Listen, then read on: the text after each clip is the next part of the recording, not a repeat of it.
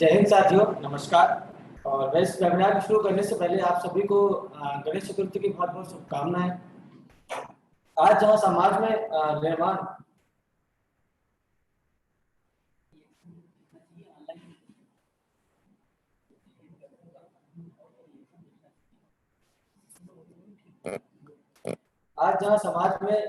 समाज के निर्माण, राष्ट्र की उन्नति में युवा पीढ़ी का बहुत बड़ा योगदान है। उनको संगठित करना, सशक्त करना बहुत जरूरी है। वही युवा पीढ़ी को और बल मिले, उसके लिए हमें आज के जो बच्चे हैं उन्हें संगठित करना, उनके शोषण और जो अधिकार हनन हो रहा है उसको रोकना बहुत जरूरी है। इसी तथ्य को ध्यान में रखते हुए राष्ट्रीय सेवा योजना रविन्द्रनाथ टैगोर विश्वविद्यालय द्वारा youth engagement for nation building and child protection पर इस वेबिनार को आयोजित किया गया है। मैं अभिकांत रघुवंशी और मेरे साथ डॉक्टर रवि गुप्ता कार्यक्रम अधिकारी राष्ट्रीय सेवा योजना रविन्द्रनाथ टैगोर विश्वविद्यालय भोपाल हम उपस्थित हैं। और आज हमारे बीच 4 विशेष अतिथि उपस्थित हैं, जिसमें श्री प्रशांत दुबे, निदेशक आवास संस्था से हमारे बीच उपस्थित हैं। श्री राहुल सिंह परिहार, पीटीआई प्रशिक्षक एवं कार्यक्रम अधिकारी मुख्य इकाई बरकतुल्लाह विश्वविद्यालय भोपाल उपस्थित हैं हमारे बीच। डॉक्टर अनंत कुमार सक्सेना, कार्यक्रम समन्वयक, राष्ट्रीय सेवा योजना बरकतुल्लाह विश्वविद्यालय भोपाल हमारे बीच उपस्थित हैं। और अत्यंत हर्ष का विषय है कि हमारे बीच हमारे मार्गदर्शक डॉक्टर विजय सिंह सर हमारे बीच उपस्थित हैं। और मैं रजिस्ट्रार सर से निवेदन करूंगा, आग्रह करूंगा कि वे स्वागत भाषण के रूप में अपने विचार व्यक्त करें। नमस्कार। सबसे पहले तो मैं आप सभी को धन्यवाद दूंगा कि आप लोग ने एक बहुत अच्छे टॉपिक पे ये वेबिनार रखा है। इसमें स्वागत करने के लिए सबसे पहले मैं डॉक्टर अनंत कुमार सक्सेना जी, जो प्रोग्राम कोऑर्डिनेटर हैं एनएसएस बरकतुल्लाह यूनिवर्सिटी भोपाल से हैं हमारे बीच, मैं उनका स्वागत करता हूँ। साथ में श्री प्रशांत दुबे जी हैं, जो कि बहुत अच्छा काम कर रहे हैं। मैंने अपने साथियों से पूछा कि जो आवाज संस्था है वो क्या कर रही है और कैसे काम कर रही है, तो मुझे जानकर बहुत अच्छा लगा कि एक बहुत पुनीत कार्य आप इस देश में कर रहे हैं, जिसमें कि बच्चों का जो बहुत सारे गलत व्यवहार हो रहे हैं बच्चों के साथ, उनको आप प्रोटेक्ट कर रहे हैं। बहुत अच्छी बात है। मैं आपको बहुत धन्यवाद देता हूँ और साधुवाद देता हूँ कि एक बहुत अच्छा काम आप कर रहे हैं। राहुल सिंह परिहार साहब भी हमारे बीच में हैं शायद, या नहीं होंगे तो शायद ज्वाइन कर लेंगे। और मैं आप सभी का स्वागत करता हूँ। साथ में जो टीम है हमारी बरकतुल्लाह यूनिवर्सिटी की और रविन्द्रनाथ टैगोर यूनिवर्सिटी की टीम का स्वागत करता हूँ। साथ में जो बच्चे इस वेबिनार में जुड़े हैं उनका भी मैं स्वागत करता हूँ। ये टॉपिक जिस पे हम बात आज करना चाहते हैं एक्चुअली बहुत ज्वलंत है। और अभी आपने बीच में सुना होगा कि बहुत सारे बच्चों के अधिकारों का हनन हुआ, या फिर बहुत सारे बच्चों को किडनैप किया गया। ये एक बहुत दुर्भाग्यपूर्ण घटनाएं होती हैं जब किसी पेरेंट्स से कोई बच्चा बिछड़ता है और इस तरह की गतिविधियों में शामिल लोग इस गलत काम को अंजाम देते हैं। तो बहुत दुख होता है, कष्ट होता है, बहुत गुस्सा भी आता है कि इसको किस तरह से रोका जाए हमारे समाज में। मैं चाहूंगा कि प्रशांत दुबे जी बताएंगे कि किस तरह से इस तरह की गतिविधियों को रोकने के लिए या इस में इन बच्चों को बचाने का जो काम कर रहे हैं वो किस तरह से कर रहे हैं, मैं जानना चाहूंगा। मुझे लगता है कि जो आज का यूथ है उसको इसमें आगे आना पड़ेगा, क्योंकि बिना युवाओं के आगे आए इस तरह के कार्य संभव नहीं है। और चूंकि यूथ इस समय बहुत कनेक्टेड है, इन सब घटनाओं को रोकने के लिए बहुत ज़्यादा जरूरी है कि आप कनेक्टेड हों। और चूंकि यूथ एंड्रॉइड से कनेक्टेड है और बहुत सारी टेक्नोलॉजी जानता है इस समय, तो हम आज देखते हैं कि बहुत सारे व्हाट्सएप और फेसबुक पे मैसेजेस चलते हैं जब कोई बच्चा इस तरह से कहीं पाया जाता है या किसी को किडनैप कर लिया जाता है, तो बहुत जल्दी ही पुलिस उसको ढूंढ पाती है। इसका एक बहुत बड़ा रीजन मेरे ख्याल से जो है यूथ है, जो कि बहुत सारे ग्रुप्स में रहता है और तुरंत ही उस मैसेज को फॉरवर्ड करता है, वायरल करता है, और उससे बहुत सारी मदद जो इस तरह की संस्थाएं हैं, स्वयंसेवी संस्थाएं हैं, और साथ में पुलिस और जो प्रशासन है उसको मदद मिलती है। तो एक तो युवाओं का काम ये बहुत अच्छा है और इसमें लगातार युवाओं की भूमिका इसमें रही है और बहुत सारे केसेस इस तरह से सॉल्व भी किए गए। सबसे इम्पोर्टेंट ये है कि इस समय बिना चूंकि सब पूरी दुनिया जानती है कि हम युवा देश हैं, और हमारी अ, जो इस समय युवा शक्ति है बहुत इम्पोर्टेंट है और बहुत बड़ी है पूरे विश्व में, और बहुत सारा काम कर रही है जो कि हम लोग को बहुत सारी विपरीत परिस्थितियों से बचाती भी है। आप कोई सा भी फील्ड अभी उठा के देख लीजिए जिसमें सभी युवाओं की बहुत सारी भागीदारी है।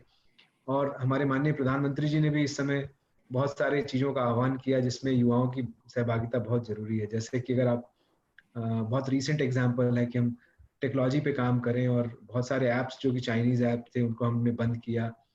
बहुत सारे सॉफ्टवेयर्स बनाने की ज़रूरत है कि चूँकि हम अभी इस समय घर में हैं इस कोविड परिस्थिति में। तो बहुत सारे technology interventions, technology invention, innovation की बात लगातार हो रही है।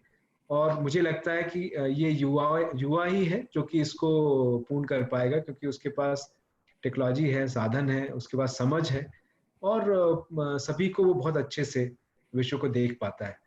तो मुझे लगता है कि ये एक बहुत बड़ा एरिया है जिसमें कि आईटी को लेके जो युवा वर्ग है वो इस पे काम कर रहा है। साथ में इस समय परिस्थितियां विपरीत हैं, जैसे हम सभी को हम जानते हैं कि इस समय कोरोना काल चल रहा है, और जॉब्स की दिक्कत है, या फिर हमारे लाइवलीहुड की चिंता सभी को है कि हम कैसे सरवाइव करेंगे। उसमें भी युवा जो है अपनी सहभागिता कर सकते हैं। हम लोग स्टार्टअप्स पे काम कर सकते हैं, नई योजनाओं पे काम कर सकते हैं, नौकरियों के पीछे ना भागते हुए हम लोग नए वेंचर स्थापित कर सकते हैं, और बहुत सारा प्रोत्साहन हमें अपने देश से मिल रहा है इस समय। बहुत सारी योजनाएं हैं जो कि इन युवाओं को भारत सरकार प्रदान कर रही है। सबसे बड़ा सेक्टर मुझे लगता है कि इस समय एग्रीकल्चर का है, जिसमें वापस हमें जाना चाहिए, जो कि हम कहते भी हैं कि हमारा पूरा देश कृषि पे आधारित देश है। तो अब टेक्नोलॉजी की ज़रूरत है इस जगह पे, युवाओं को वापस अपने ज़मीन से जुड़ने की ज़रूरत है। क्योंकि अगर युवा नहीं आएगा, वापस कृषि की तरफ नहीं जाएगा, तब तक कुछ होगा नहीं आगे। क्योंकि ये एक ऐसा क्षेत्र है जिसमें कि हम बहुत सारा एक्सपोर्ट पूरी दुनिया को कर सकते हैं। बहुत सारी चैलेंजेस हैं उसमें कि भई पूरी दुनिया इस समय चाहती है कि वो जो खेती है वो जैविक खेती हो, और केमिकल बेस्ड खेती ना हो, और जो प्रोडक्ट हो वो हम पूरे विश्व को दे पाएँ। तो ऐसे बहुत सारे क्षेत्र हैं जिसमें युवा अपनी सहभागिता कर सकते हैं। माननीय मोदी जी ने ये भी कहा कि हम आत्मनिर्भर बनना चाहते हैं। तो हमें लगता है जो कि जितने भी युवा हैं इसको सुन रहे हैं, हमें आत्मनिर्भर बनने के लिए कुछ ना कुछ खुद करना पड़ेगा। नौकरी एक माध्यम हो सकता है कि हम किसी वेंचर को सपोर्ट कर रहे हैं, लेकिन आप अपना खुद का एक वेंचर स्टार्ट करें, खुद अपना एक स्टार्टअप कंपनी सेटअप करें, अपना काम करें, तो मेरे ख्याल से हम अपने लिए तो काम करेंगे ही, लेकिन अपने अन्य साथियों को भी रोजगार मुहैया करा सकते हैं जिनके पास इतना साधन या इतनी समझ ना हो जितनी कि एक वेंचर के पास हो, मतलब जो उद्योग लगाना चाहता है, स्टार्टअप करना चाहता है। तो ऐसी बहुत सारी संभावनाएं, और बिना युवा शक्ति के हम देश बनाने की कल्पना नहीं कर सकते। किसी भी देश के लिए बात है, केवल भारत के लिए नहीं। अगर उसका युवा उसके साथ है, देश के हित में, देश की प्रगति में अगर अपनी सहभागिता करता है, तो वो देश दिन दूनी रात चौगुनी तरक्की कर सकता है। क्योंकि बिना युवा शक्ति के, हाँ मतलब जो हमारे हमारे बुजुर्ग हैं, हमारे सीनियर हैं, उनसे जरूर प्रेरणा हमें मिलेगी, हमें उनके जितने भी एक्सपीरियंसेस हैं उनको उनको हमें मिलेगा, हमारे लिए हमें राह दिखाने की जगह मिलेगी। लेकिन करना तो युवाओं को ही है। नेक्स्ट लेवल पे युवा ही ले जा सकते हैं देश को। तो वो सैन्य क्षेत्र हो, वो एग्रीकल्चर का क्षेत्र हो, आईटी क्षेत्र हो, मैन्युफैक्चरिंग का क्षेत्र हो, कोई सा भी क्षेत्र उठा के देख लें, अगर युवा शक्ति अगर एक सही डायरेक्शन में जाए, तो मुझे लगता है ये देश बहुत जल्दी ही प्रगति करेगा, और उन देशों जो विकसित देश हैं, उन देशों के लाइन में खड़ा मिलेगा। हो सकता है उसके आगे भी पहुंच जाए, और जो विश्व गुरु की एक संकल्पना है हमारी, वो हम पूर्ण कर पाएंगे। क्योंकि हमें सभी फील्ड्स में काम करना है, और अब सभी फील्ड में एक्सेल करना है, ताकि हम अपने देश को और प्रगति की राह पे ले जाए। मैं आप सभी का फिर से बहुत धन्यवाद देता हूँ कि आप लोग इस वेबिनार में जुड़े हैं, और उम्मीद करता हूँ कि हम प्रशांत दुबे जी को सुने और प्रशांत दुबे जी के जो एक्सपीरियंसेस हैं और जो एक अच्छा काम कर रहे हैं उससे प्रेरित होकर हम भी किसी रूप में उनको सहयोग कर पाए और इस कुरीति को, इस बहुत ही खराब जिसे कह सकते हैं कार्य पद्धति जो कई लोग अपनाते हैं, वो किसी कारण उससे भी हो सकती है, उसको हम किसी तरह से रोक पाए। मुझे लगता है कि हम लोग अपने देश के लिए कुछ कंट्रीब्यूट कर पाएंगे। आप सभी को पुनः धन्यवाद। जय हिंद, जय भारत। बहुत बहुत धन्यवाद सर अपने शब्दों के लिए।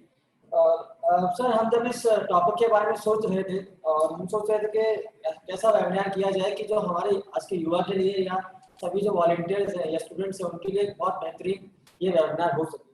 तब मैं एक वेब सीरीज देख रहा था, नेट पर देख रहा था, तो वहाँ पे हमने देखा कि जो मानव शरीर में जीन्स रहते हैं वो भी अपने आप में कुछ ना कुछ बदलाव लेके आते हैं या अपने साथ के जीन्स रहते हैं उनके साथ ऐसा रिएक्शन करते हैं कि वो एडवांस होते जाते हैं या और क्वालिटी वाले चीज जो है वो पैदा होते हैं।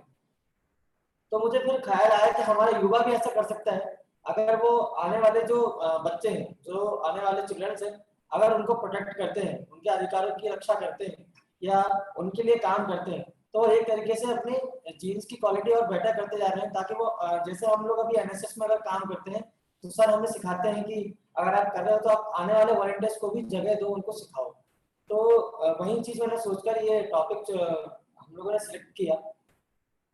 सर मैं श्री प्रशांत दुबे सर से निवेदन करूंगा, आग्रह करूंगा कि वह चाइल्ड प्रोटेक्शन पर जो काम कर रहे हैं कैसे कर रहे हैं और यूथ को इंगेज कैसे कर रहे हैं उस चाइल्ड प्रोटेक्शन के लिए, उस पर थोड़ी रोशनी डालें। जी, बहुत बहुत धन्यवाद सर। मेरी आवाज आप तक पहुंच रही है? जी। सबसे पहले डॉक्टर विजय सर का बहुत बहुत धन्यवाद, और डॉक्टर विजय सर के उद्बोधन के लिए भी, और डॉक्टर विजय सर और रेखा मैडम ने मुझे ये अपॉर्चुनिटी प्रदान की कि आप सब युवा साथियों से बातचीत कर सके RNTU के स्पेसिफिक मंच पर। आप सब युवा साथियों से बच्चों के संरक्षण के मुद्दे पर बातचीत कर सकूं, इसके लिए बहुत बहुत धन्यवाद। हमारे साथ डॉक्टर अनंत सक्सेना सर हैं, मैं उनका भी साधुवाद करता हूँ। कार्यक्रम समन्वयक महोदय, बरकतुल्लाह विश्वविद्यालय राष्ट्रीय सेवा योजना। हमारे साथ राहुल सिंह परिहार सर हैं, जो ओपन यूनिट जो है उसके प्रोग्राम ऑफिसर हैं, और रेखा मैडम हैं, और आप सब साथी हैं। सभी का एक बार मेरी तरफ से मैं धन्यवाद ज्ञापित करता हूँ और आपको शुभकामनाएं देता हूँ। और फिर आज की जो मूल बातचीत है मेरी, बच्चों के संरक्षण के मुद्दे पर, मैं उसकी शुरुआत कर रहा हूँ। जैसा डॉक्टर विजय सर ने भयावहता की तरफ हमारा इशारा किया कि बच्चों के मुद्दों पर इस समय बहुत गहन चिंतन और मनन की जरूरत है, क्योंकि इस समय हम जिस स्थिति से गुजर रहे हैं उसमें बच्चे बहुत वल्नरेबल सिचुएशन पे हैं।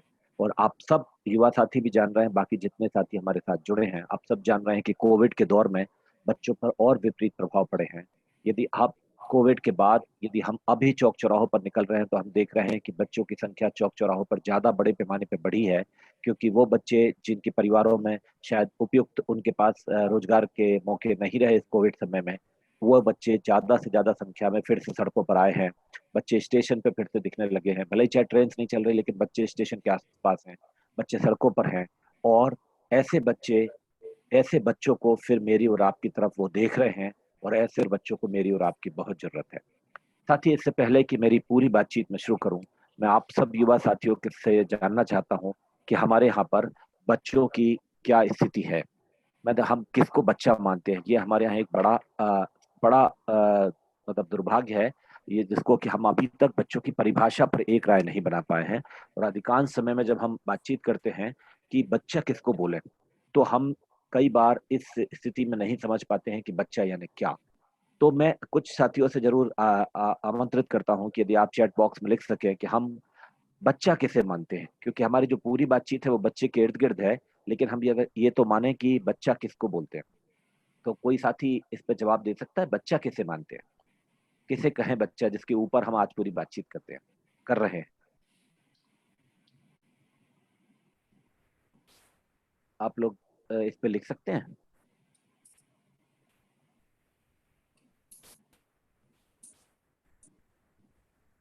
या कोई साथी अपनी बात रखना चाहे? रमन जी, क्या सब साथी बात रख सकते हैं या? जी, जितने आप लोग वॉलंटियर्स हैं या स्टूडेंट्स हैं वो अगर अपनी बात रखना चाहते हैं या जो सर पूछ रहे हैं उसका उत्तर देना चाहते हैं तो वो चैट बॉक्स में अपना मैसेज टाइप करके भेज दीजिए। जी जी जी। तो साथ ही कुछ मुझे मदद कर सकते हैं ये जानने में कि बच्चा किसे कहते हैं, ताकि मैं फिर उसके इर्द गिर्द अपनी बातचीत आगे बढ़ाऊंगा कि हम कितना जानते हैं बच्चों के लिए, बच्चों के विषय में। अच्छा, किसी ने लिखा है 13 साल, मनीषा लिख रही है 13 साल के बच्चे को वो बोलेंगे। एक कोई बोल रहे हैं कि एक व्यक्ति बच्चा है। और कोई साथी कुछ मदद कर सकते हैं, किसको हम बच्चा मानेंगे या किसको हम बच्चा मानते हैं अभी?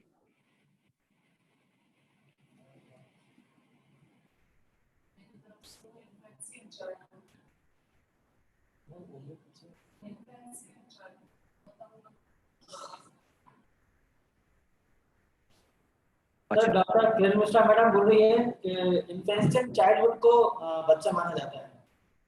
किसको किसको सर? इन्फेंशियल चाइल्डहुड को बच्चा माना जाता है। इन्फेंट। अच्छा, जो शिशु शिशु मैडम बोल रही हैं शिशु के संदर्भ में कि जो शिशु है वो बच्चा है। जी हाँ, किसी साथी ने लिखा 14 साल से कम उम्र, किसी ने लिखा 6 से 14। और जो कह रहे हैं कि जो फाइनेंशियली वीक हैं वो आ, अच्छा, इस तरह के जवाब आ रहे हैं। कोई और साथी बात रखना चाहता है तो रखें, नहीं तो फिर मैं आगे बढ़ता हूँ। तो साथी मोटी मोटी दो तीन चीजें हमारे सामने आ रही हैं। हमारी मैडम बोल रही हैं कि इन्फेंट जो है, शिशु जो है, हम उसको बच्चा मानेंगे। कुछ साथी हमारे लिख रहे हैं कि 13 से 14 साल, 6 से 14 साल के व्यक्ति को हम बच्चा मानेंगे। कुछ लिख रहे हैं 13 साल, और कुछ लिख रहे हैं 14 साल से कम। तो ये जो थोड़ी अलग अलग परिभाषाएं हमारे सामने आ रही हैं कि हम किसको बच्चा माने, दरअसल ये कोई नई बात नहीं है कि जो आप लोग अलग अलग परिभाषा रख रहे हैं। यही इस हालत हमारे देश की है कि हमारे देश के अलग अलग कानूनों में आज भी बच्चे की परिभाषा अलग अलग ही है। और इसलिए ये कई बार भ्रम भी होता है कि हम हमारे देश में फिर बच्चा कैसे बोले, क्योंकि जब हम बात बाल संरक्षण की कर रहे हैं, जैसा अभी डॉक्टर सिंह सर बोल रहे थे कि हमको बच्चों के संरक्षण में युवाओं की भूमिका को तलाशना है, दरअसल हमको आत्मसात करना है, हमें आगे बढ़ना है कि हम बच्चों को संरक्षण कैसे कर सकें। तो इसके पहले हमें ये तो पता हो कि बच्चा यानी क्या। इसलिए मैंने बात आपसे छेड़ी। तो साथ ही अब अंतर्राष्ट्रीय जो संधि है जिसका नाम है संयुक्त राष्ट्र बाल अधिकार समझौता, इसमें पूरी दुनिया के देश इकट्ठे हुए और जिन्होंने बच्चों के संरक्षण के मुद्दे पर, बच्चों के अधिकारों के मुद्दों पर चिंता जाहिर की, और ये सारे देश इकट्ठे होने के बाद इन्होंने एक समझौता किया जिसका नाम है संयुक्त राष्ट्र बाल अधिकार समझौता, या इंग्लिश वाले साथियों के लिए इसका नाम है United nation convention on the rights of the child. ये 1989 का एक कन्वेंशन है। पूरी दुनिया के देशों ने इसमें एकमतता जाहिर की है, जिसमें भारत भी एक देश है। भारत ने 1992 में, यानी 3 साल बाद, इस समझौते पर हस्ताक्षर किए हैं। और इस समझौते के अंतर्गत अब पूरी दुनिया में हर उस व्यक्ति को बच्चा माना जाता है जिसकी उम्र 18 से कम है। यानी उसमें भारत देश भी शामिल है। यानी भारत देश में अब जब हमारी जो पूरी बातचीत है, मेरी जो 15-20 मिनट की जो भी बातचीत है, उसमें जब जब आप बच्चा शब्द मेरे मुंह से सुनेंगे तो उसका मायने यही है कि बच्चा यानी 18 साल से कम उम्र का व्यक्ति। और जब मैं बच्चे को परिभाषित कर रहा हूं तब मैं ये कह रहा हूं कि हम 18 साल से कम उम्र का व्यक्ति, यानी हम इस बच्चे को एक व्यक्ति के रूप में देखना चाहते हैं। हम उस बच्चे को व्यक्ति की आइडेंटिटी के साथ ही रखना चाहते हैं। जैसे अभी साथी ने कहा, किसी साथी ने कहा कि बच्चे के कल के विषय में हमको बात करना है। नहीं साथी, यह दिक्कत है। हम अक्सर राजनेताओं के मुंह से भी यही सुनते हैं, उनके भाषणों में सुनते हैं कि बच्चे हमारा कल है और हमें उनका कल संवारना है। नहीं, हम बात आज की कर रहे हैं, क्योंकि बच्चे हमारा आज है और यदि हम उनका आज बेहतर कर देते हैं तो उनका कल तो ऑटोमेटिक ही संवर जाएगा, सुधर जाएगा। इसलिए साथ ही हम बच्चे को व्यक्ति के रूप में देखने की बात करते हैं और बच्चे को आज के संवारने के संदर्भ में बातचीत करते हैं, क्योंकि कल किसी ने देखा नहीं है और कल संवारने की बात करेंगे तो शायद उनका आज हमसे बिसर जाएगा।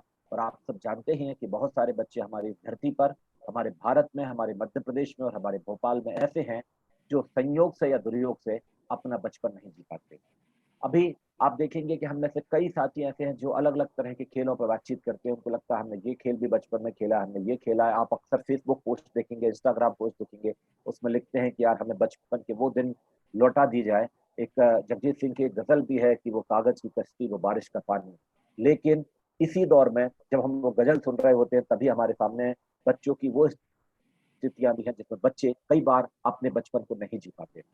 ये बात मध्य प्रदेश के संदर्भ में, अब जरा धीरे धीरे छानते छानते मैं मध्य प्रदेश के संदर्भ में आता हूँ, तो आपको ये बात और बेहतरी से समझ में आएगी कि क्यों हम ये बात कह रहे हैं कि बच्चे अपना बचपन नहीं जी पाते हैं।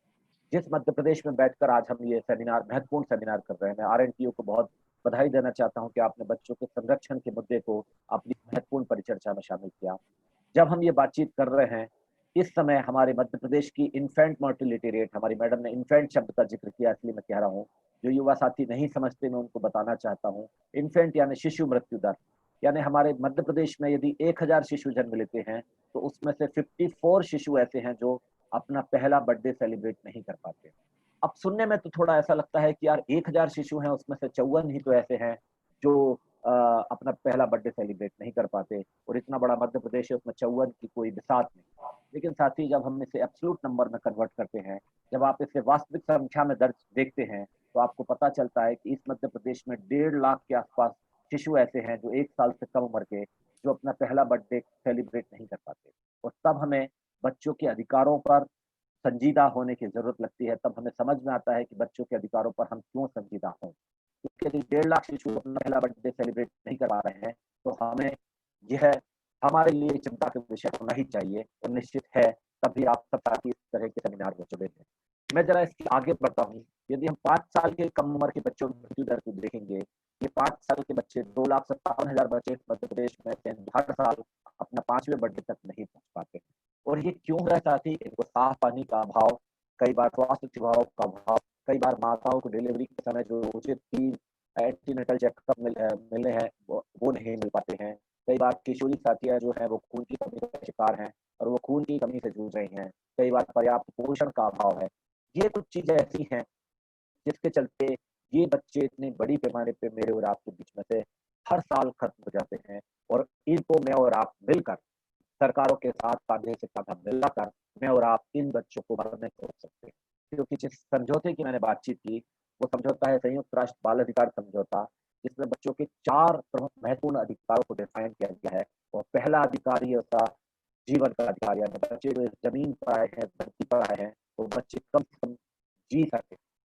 दूसरा अधिकार है बच्चों का विकास का अधिकार, यानी जो बच्चे अब इस धरती पर हैं, वो कम से कम उनको पढ़ने बढ़ने के मौके मिल सके, वो बच्चों को कम से कम आगे बढ़ने के मौके मिल सके। तो वो दूसरा अधिकार है विकास का अधिकार। अब विकास के अधिकार की भी आप मध्य प्रदेश में हालत देखेंगे, तो मध्य प्रदेश में लगभग 18,000 स्कूल ऐसे हैं जिसमें केवल एक मात्र टीचर है। 5 क्लास हैं और बच्चा एक मात्र टीचर के भरोसे पर, और जिस दिन भी वो टीचर कि कहीं पर मीटिंग में ड्यूटी लगी या कहीं और ड्यूटी लगी, उस दिन उनकी छुट्टी है। तो साथ ही यानी हम इन गुरुग्राम में, गोद बस्ती में आरएनटीयू काम कर रहा होगा, एनएसएस वॉलंटियर्स काम करते हैं, क्या हम वहाँ के बच्चों को पढ़ाने की जिम्मेदारी ले सकते हैं?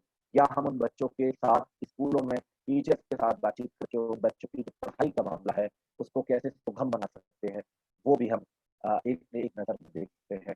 या हमारे जो गुरुग्राम है, गोद बस्ती है, वहाँ पर साफ पेयजल की उपलब्धता के संदर्भ में कुछ सर्वे करके हम सरकार को बता सकते हैं कि इस बस्ती को हमने गोद लिया लेकिन यहाँ पर साफ पानी उपलब्ध नहीं है, इस बस्ती को हमने गोद लिया लेकिन यहाँ आंगनबाड़ी से बच्चों को पोषण हक उपलब्ध नहीं हो पाता। और यदि हम इतनी छोटी छोटी चीजें कर सकें, तो शायद ये जो 2.5 लाख शिशु, 1.25 लाख शिशु हमारे बीच में हर साल खत्म हो जाते हैं, इनको हम बड़े पैमाने पर रोक सकते हैं। बात थोड़ी आगे बढ़ाते हैं। मैं जरा तीसरे अधिकार की तरफ पहुंचता हूँ। तीसरा अधिकार है पार्टिसिपेशन का अधिकार, राइट टू पार्टिसिपेशन, यानी बच्चों को अपनी भागीदारी का अधिकार है। बच्चे अपनी बात रख सकें, घरों में हो या स्कूलों में हो या जहाँ जहाँ उनके संबंध में नीतियां बन रही हैं, वहां पर बच्चे अपनी बात रख सकें या बच्चों को बात रखने का मौका मिल सके। मुझे नहीं पता कि हम में से कितने साथी ऐसे हैं जिनको बचपन से अपने घरों में भी ये मौके दिए हैं। हम में से निश्चित रूप से इक्का दुक्का साथी होंगे जिनको बचपन में भी ये मौके मिले हैं कि उनके पसंद की चीजें, उनके संबंध में निर्णय लेने के लिए बच्चों से बातचीत की जाए, उनकी राय शुमारी की जाए, उनसे ये समझा जाए कि वो क्या चाहते हैं। बल्कि उल्टा होता है, हमारे यहाँ ये मानते हैं कि बच्चे तो कुछ जानते नहीं है और बच्चों के संबंध में सारे फैसले हम ही कर देंगे, जिसमें बच्चा, यहाँ तक कि बच्चा 11वीं में साइंस लेगा, बायोलॉजी लेगा, आर्ट में पढ़ेगा या कॉमर्स में पढ़ेगा, कई बार, अधिकांश बार इसका फैसला भी हमारे घर के बड़े बूढ़े बड़े बुजुर्ग ही करते रहे हैं। और फिर यही होता है कि मुझे पढ़ना तो मैथ्स था, लेकिन मैं कॉमर्स की क्लास में बैठ के कुछ और पढ़ रहा होता हूँ, और जिसमें मेरा मन नहीं लगता, फिर मेरे रिजल्ट और तमाम चीजें आना खराब आना शुरू होते हैं, और फिर हमको दोष भी कई बार बच्चों पर दिया जाता है। तो ये साथी बहुत सारी ऐसी चीजें हैं जो राइट टू पार्टिसिपेशन के अंतर्गत आती हैं, और ये एक महत्वपूर्ण राइट है जिस पर भी एक बातचीत करने की बहुत जरूरत है, और इसको हम कैसे इंश्योर कर सकते हैं और ये बातें घर से कैसे शुरू हो सकती हैं। आप युवा साथी अपने अपने घरों में कभी ये बातचीत कर सकते हैं क्या कि हम बच्चों से एक बार सुन समझ के देखें कि वो क्या चाहते हैं। ये बहुत कठिन चीज है एक्चुअली। कहना बहुत आसान है राइट टू पार्टिसिपेशन, लेकिन दरअसल ये बहुत कठिन है, क्योंकि इसीलिए मुझे और आप जैसे युवा साथियों को, मैं तो थोड़ा युवा नहीं रहा अब आजकल, 40 साल का हो गया हूँ, लेकिन आप जैसे युवा साथियों को या हम जैसे थोड़े अधेड़ जो साथी हैं, उनको दरअसल पहले तो ये मानने की जरूरत है कि हम बच्चों के अधिकारों को सुनिश्चित कर रहे हैं और उनके पार्टिसिपेशन इंश्योर कर रहे हैं, और हम ये माने कि बच्चों में भी उतनी ही समझ है और वो अपने अच्छे बुरे का फैसला कर सकते हैं, और कम से कम हम उनसे राय तो लें। तो ये थोड़ा मानना और फिर उसको अपने आप में अप्लाई करना ये थोड़ा कठिन है, लेकिन साथ ही हम कोशिश कर सकते हैं। चौथी बात और महत्वपूर्ण बात जिस पर आज की पूरी बातचीत टिकी है, वो है राइट टू प्रोटेक्शन, यानी बच्चों के संरक्षण की जो स्थितियां हैं वो बहुत भयावह है, जैसा डॉक्टर विजय सर ने हम सबके बीच में बातचीत की। वैसे ही स्थिति, इसको थोड़ा मैं आंकड़ों के साथ आपके बीच में रखना चाहता हूँ, ताकि आप और मैं एक धरातल पे हो सके कि बच्चों की सुरक्षा की मध्य प्रदेश में या देश में स्थिति क्या है। तो जैसा अभी डॉक्टर विजय ने कहा कि हमारे यहाँ पर किडनैपिंग के बहुत मामले आते हैं। हाँ साथी, मध्य प्रदेश इस तरह के बच्चों के अपहरण की घटनाओं का, बच्चों के गुमशुदा होने का गवाह है, और आप सबको जानकर हैरानी होगी कि मध्य प्रदेश से रोज लगभग 30 बच्चे गायब होते हैं, और जिसमें से 16 लड़कियां हैं। अब फिर यही है कि 52-53 जिले हैं, 7 करोड़ की जनसंख्या है, उसके बावजूद 30 बच्चे ही तो गायब होते हैं। लेकिन साथी, यदि हम इसको एब्सोल्यूट नंबर में कन्वर्ट करेंगे, साल भर के आंकड़ों के हिसाब से देखेंगे, तो आप पाएंगे कि यदि एक दिन में 30 बच्चे गायब होते हैं, तो 30 दिन में 900 बच्चे, और एक साल में लगभग 11,000 बच्चे मेरे और आपके बीच में से हर साल गायब होते हैं। और आप सब कुछ आप सब इसके विषय में खूब जानते हैं कि हमारे आसपास में कौन बच्चा गायब हुआ, कोई बच्चा चला गया, और हम सब कई बार व्हाट्सएप पर इन बच्चों की फोटो इधर उधर करते रहते हैं। कई बार हमारे पास व्हाट्सएप पे पुराने मैसेजेस भी आते हैं, और उसमें हम कहते हैं कि आपका एक क्लिक, आपका एक फॉरवर्ड इस बच्चे को उसके माँ बाप से मिला सकता है। कई बार ये बहुत बड़ी चूक के रूप में हमारा होता है, क्योंकि हम सबको लगता है कि हम तो इस तरह के व्हाट्सएप मैसेजेस भेजकर, इस तरह के फोटो के साथ संदेश भेजकर उस बच्चे की मदद कर रहे हैं। लेकिन साथ ही यही थोड़ी गफलत है, हम दरअसल कई बार उस बच्चे की मदद नहीं कर रहे होते हैं, बल्कि उन बच्चों के सामने दुविधा पैदा कर रहे होते हैं, क्योंकि जो ट्रैफिकर उन बच्चों को ले गया है उसकी फोटो जितनी वायरल होती रहती है, ट्रैफिकर्स को कई बार ये भी लगता है कि ये बच्चे की फोटो ज्यादा वायरल हो रही है, हम इस बच्चे को लेकर कहीं जा नहीं सकते हैं। तो ऐसे में हम ये क्या करें कि इस बच्चे को कहीं ले जा नहीं सकते, घर से तो हम उसको लेकर ही आ गए हैं, तो क्यों ना इसे मौत के घाट उतार दें, ताकि हम साफ रूप से बचे रह सकते हैं। और ऐसी स्थितियों में कई बार बच्चे मेरी और आपके तरह के व्हाट्सएप फॉरवर्ड या इस तरह की चीजों से कई बार बच्चे परेशानी में आते हैं। तो हमें कई बार ये भी देखना है कि हम बच्चों की किस रूप में मदद करें। क्या हमारे व्हाट्सएप फॉरवर्ड, क्या हमारे इस तरह के सोशल मीडिया पे दी जाने वाली पोस्ट, क्या बच्चे के हित में है या नहीं है, ये बात भी हमें साथ साथ गौर करके चलना होगा, क्योंकि कई बार ऐसी चीजें करना बच्चों के हित में नहीं है। मैं आपको कुछ प्रकरण सभी जोड़ूंगा, ताकि आपको फोटो वायरल हुए, उन बच्चों को मौत के घाट पे उतार दिया और वो आगे चले गए। तो हमें ये भी देखना है कि हम दोष भी रखें, लेकिन उसके साथ साथ होश भी रखें कि कहीं मेरे और आपके ये क्रियाकलाप कि जिन बच्चों की जिंदगी में बेहतर परिवर्तन की बजाय, उनकी बेहतरी की बजाय कहीं उनके सामने मुसीबत का सबब लेकर तो नहीं आ रहा है। अब बात आगे करते हैं, जैसे मैंने कहा कि 30 बच्चे रोज गायब हो रहे हैं, जिनमें से 16 लड़कियां हैं। तो यदि आप पिछले 7 साल में मध्य प्रदेश के आंकड़े देखेंगे, तो लगभग 67,000 बच्चे मेरे और आपके बीच में से गायब हुए। तो साथ ही ये बच्चे गए कहाँ? क्या ये बात हमको चौंकाती नहीं है कि ये बच्चे गायब होकर जाते कहाँ हैं? क्या मैं और आप अपने कॉलेज की बस में जाते समय चौक चौराहों पर जिन बच्चों को भीख मांगते देखते हैं, कहीं हम एक बार भी ठहर कर ये सोचते हैं क्या कि ये बच्चा कहाँ से आया? ये बच्चा क्यों इस हालात में है कि भीख मांग रहा है? बहुत सामान्य सा जवाब तो ये है कि गरीबी की परिस्थिति है, इसलिए माँ बाप के साथ मिलकर ये भीख मांग रहे हैं, हमारी बस आगे बढ़ जाती है, हम निकल जाते हैं। लेकिन जरा हम एक पल को ठहर कर सोचें, हम इस देश के नागरिक हैं, हम इस देश के युवा नागरिक हैं, हम भोपाल के नागरिक हैं, क्या हम इन बच्चों को इस स्थिति से निकाल सकते हैं? बिल्कुल निकाल सकते हैं साथी। सवाल यही है कि हम एक पल को ठहर कर बच्चों के विषय में सोच लें, और यदि हम शिद्दत से सोच लेंगे, तो निश्चित हम इन बच्चों को निकाल भी सकेंगे। मैं अभी आपके सामने कुछ एनएसएस वॉलंटियर्स के चुनिंदा कामों की जानकारी आपके बीच में रखूंगा कि कैसे उन्होंने महत्वपूर्ण भूमिका निभाकर इस तरह के बच्चों को इस परेशानियों से निकाला है। आजकल एक चीज और भी है, हमको चौक चौराहों पर कुछ बच्चे कई बार भीख मांगते दिखते हैं, और हम सब साथी शायद आपके आजकल पैसे से संपन्न है, जितने साथ खासकर इस सेमिनार में बैठे साथी हैं, हम थोड़े बहुत पैसे से संपन्न हैं, क्योंकि हमको बेहतर शिक्षा मिल रही है, हमारे पास बेहतर शेल्टर है, हमारे पास वाहन भी होंगे, हो सकता है। और ऐसे में हम सागर गेट पे खड़े होते हैं, डीबी मॉल के सामने खड़े होते हैं, या किसी चौक चौराहे पर खड़े हैं, और वहाँ बच्चा आकर कहता है आप पैसा मत, पैसा दे दीजिए, और हम में से कई युवा साथी एकदम आगे आकर कहते हैं अरे नहीं, हम पैसे नहीं देंगे, हम आपको समोसा खिला देते हैं, हम आपको सागर गेरे का बेहतरीन पिज्जा सैंडविच खिला देते हैं, चीज सैंडविच खिला देते हैं। और हमें लगता है कि हमें ऐसे करके उन बच्चों की मदद करते हैं। कई बार साथी हमें यहाँ भी ठहर कर सोचने की जरूरत है कि हम उन बच्चों की मदद कर रहे हैं, या हम उन बच्चों की सदर में और परेशानियां खड़ी कर रहे हैं। क्योंकि मैं और आप खाना खिला देंगे, ये प्रैक्टिकल और आसान हो जाएगा कि चलो बच्चों को खाना खिलाना नहीं है, खाना खिलाने के लिए आप और मेरे जैसे युवा साथी हैं जो खाना खिला देंगे, और जिनको हो सकता है कि हम एक सर्टिफिकेट का स्टेटस दिला दें कि आज मेरे जन्मदिन पर इस बच्चे को मैंने खाना खिलाया। अच्छी बात है, करना चाहिए, लेकिन ये भी देखना चाहिए साथ में कि ये बच्चों के लिए परेशानी का सबब तो नहीं है। मैं साथ-साथ की बातचीत इसलिए कर रहा हूँ क्योंकि अक्सर यही हम करते रहते हैं एज़ ए युवा। तो हमें ये भी देखने की ज़रूरत है कि हम इन बच्चों के साथ कैसे पेश आ रहे हैं, और इन बच्चों को हम कैसे इस तरह की चीज़ों में जोड़ते हैं या उनके लिए परेशानी खड़ी करते हैं। तो साथ ही ये जो बच्चे गायब हुए हैं, ये बच्चे जाते कहाँ हैं, तो आपको जानकर आश्चर्य होगा कि ये बच्चे हमारे मध्य प्रदेश के गायब बच्चे Iran, Iraq, Australia, New Zealand, Finland, Canada, अलग-अलग देशों में भी मिले हैं, और देश के अलग-अलग हिस्सों में भी मिलते हैं। लेकिन कई बार ये बच्चे अलग-अलग कामों में काम करते हुए मिलते हैं। कई बार ये बच्चे सेक्स ट्रेड में भेजे जाते हैं। कई बार ये बच्चे डोमेस्टिक हेल्प में भेजे जाते हैं, और ये डोमेस्टिक हेल्प या अलग-अलग जगहों पर जब ये बच्चे भेजे जाते हैं, वहाँ पर कई बार यदि हम इन बच्चों को इस स्थिति में देखते हैं, तो फिर मेरी और आपकी ज़िम्मेदारी बढ़ जाती है कि फिर हम ऐसी सूचनाओं का आदान-प्रदान करें, ऐसी सूचनाएँ किसी दूसरे के साथ साझा करें, खासकर ऐसे स्ट्रक्चर्स के साथ साझा करें जो बच्चों के मुद्दों पर काम करते हैं, और फिर क्या हम इन बच्चों को बचा सकते हैं। हम में से कई साथी होंगे जिनके घर में काम वाली बहन जी के साथ कोई बच्ची 14 साल से नीचे की आती होगी। लेकिन कई बार हम आवाज़ नहीं उठाते।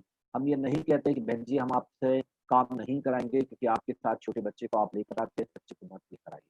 कई बार हम उस चाय की दुकान पर चाय पी रहे होते हैं, कई बार कॉलेज की कैंटीन के सामने आरएनटीयू में शायद ऐसा नहीं होगा क्योंकि कैंपस बहुत दूर है और बहुत अच्छा कैंपस है, उसकी अपनी कैंटीन होगी। लेकिन कई बार और अलग कॉलेजेस में आप देखेंगे कॉलेज के सामने बाहर कोई गुमटी होगी, उसमें बच्चा काम कर रहा होगा, हम वहाँ से आसानी से चाय पी के निकल जाते हैं। लेकिन हम कई बार ये नहीं सोचते हैं कि इस बच्चे को यहाँ से कैसे निकाला जाए, या इस बच्चे को निकालना मेरी और आपकी नैतिक ज़िम्मेदारी है। और ऐसा करके साथ ही कई बार ये चाइल्ड लेबर बढ़ता रहता है। कई बार ये बच्चे जो दूसरी-दूसरी जगह से यहाँ लाकर बेचे जाते हैं या भेजे जाते हैं, उन बच्चों को वो उसी स्थिति में रहते हैं और मैं और आप उनके सामने से गुज़र जाते हैं। मैं आपको एक उदाहरण देता हूँ। एक एनएसएस वॉलंटियर हैं, भोपाल के हैं, उन्होंने अपना नाम नहीं बताने का कहा था। वो एनएसएस वॉलंटियर जहांगीराबाद क्षेत्र में रहते हैं, ऐशबाग के पास में रहते हैं, और वो ऐशबाग के पास से उन्होंने इस तरह की ट्रेनिंग अटेंड की थी हमारी। ट्रेनिंग के दौरान उनकी समझ बनी और उन्होंने कहा कि यार बच्चों को मुझे अलग नज़र से देखना है। वो सोचते रहे, मनन करते रहे, और अचानक वो एक दिन एक ऐसे घर के सामने से कई बार गुज़रते हैं जिस घर में 11 या 12 जोड़ी चप्पलें उतरी रहती हैं, लेकिन वो बच्चे वहाँ कभी बच्चे नहीं दिखते उसको। अब ये बहुत आसान बात है, किसी घर में 11-12 जोड़ी चप्पलें रह सकती हैं और वहाँ कोई बच्चे नहीं देख सकते हैं। लेकिन चूँकि वो साथी थोड़े संवेदनशील साथी हैं, उन्होंने ट्रेनिंग ऐसी प्राप्त की है, वो बच्चों के विषय में थोड़ा और संजीदा होने लगे हैं, सोचने लगे हैं। उन्होंने ये सूचना चाइल्डलाइन के साथ साझा की।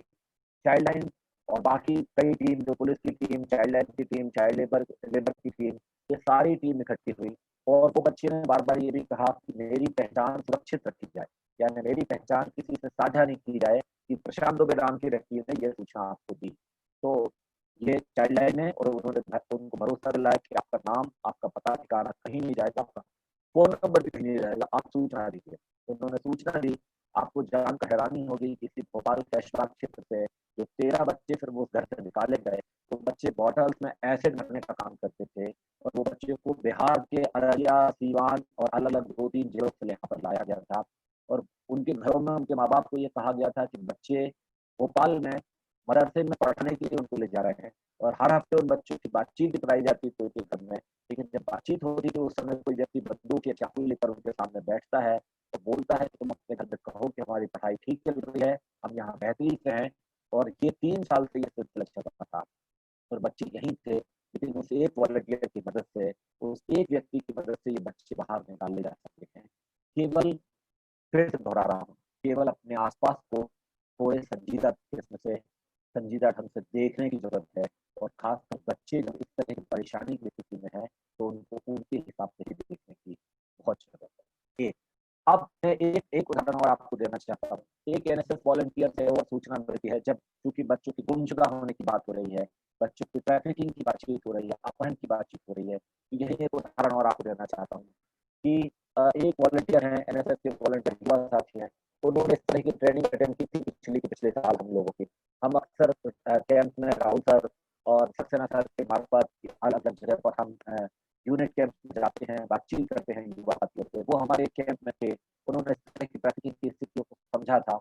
उसके बाद उनके पास कहीं से कोई सूचना लगती है कि ये एक व्यक्ति हैं जो पुराना-पुराना बच्चों का कारोबार करते हैं। बहुत माफ़ी के साथ मैं शब्द का इस्तेमाल कर रहा हूँ कारोबार, क्योंकि वो व्यक्ति निश्चित रूप से बच्चों का धंधा ही करते थे।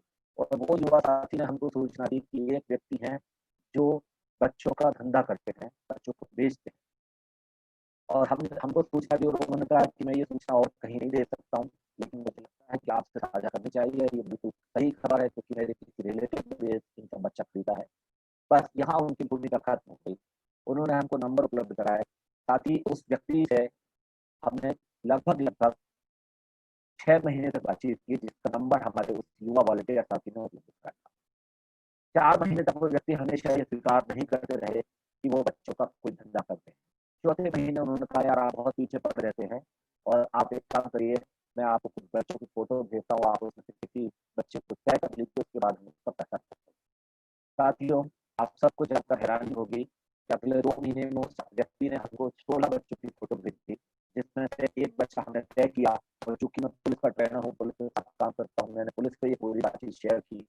पुलिस ने एक सब इंस्पेक्टर महोदया को हमारे साथ लगाया और 2 सब इंस्पेक्टर महोदया और मैं पति-पत्नी के रूप में उस व्यक्ति के फिर घर गए। उनसे हमने एक बच्चे को खरीदा और उस बच्चे को खरीदने के बाद हमने उस गिरोह का भंडाफोड़ किया।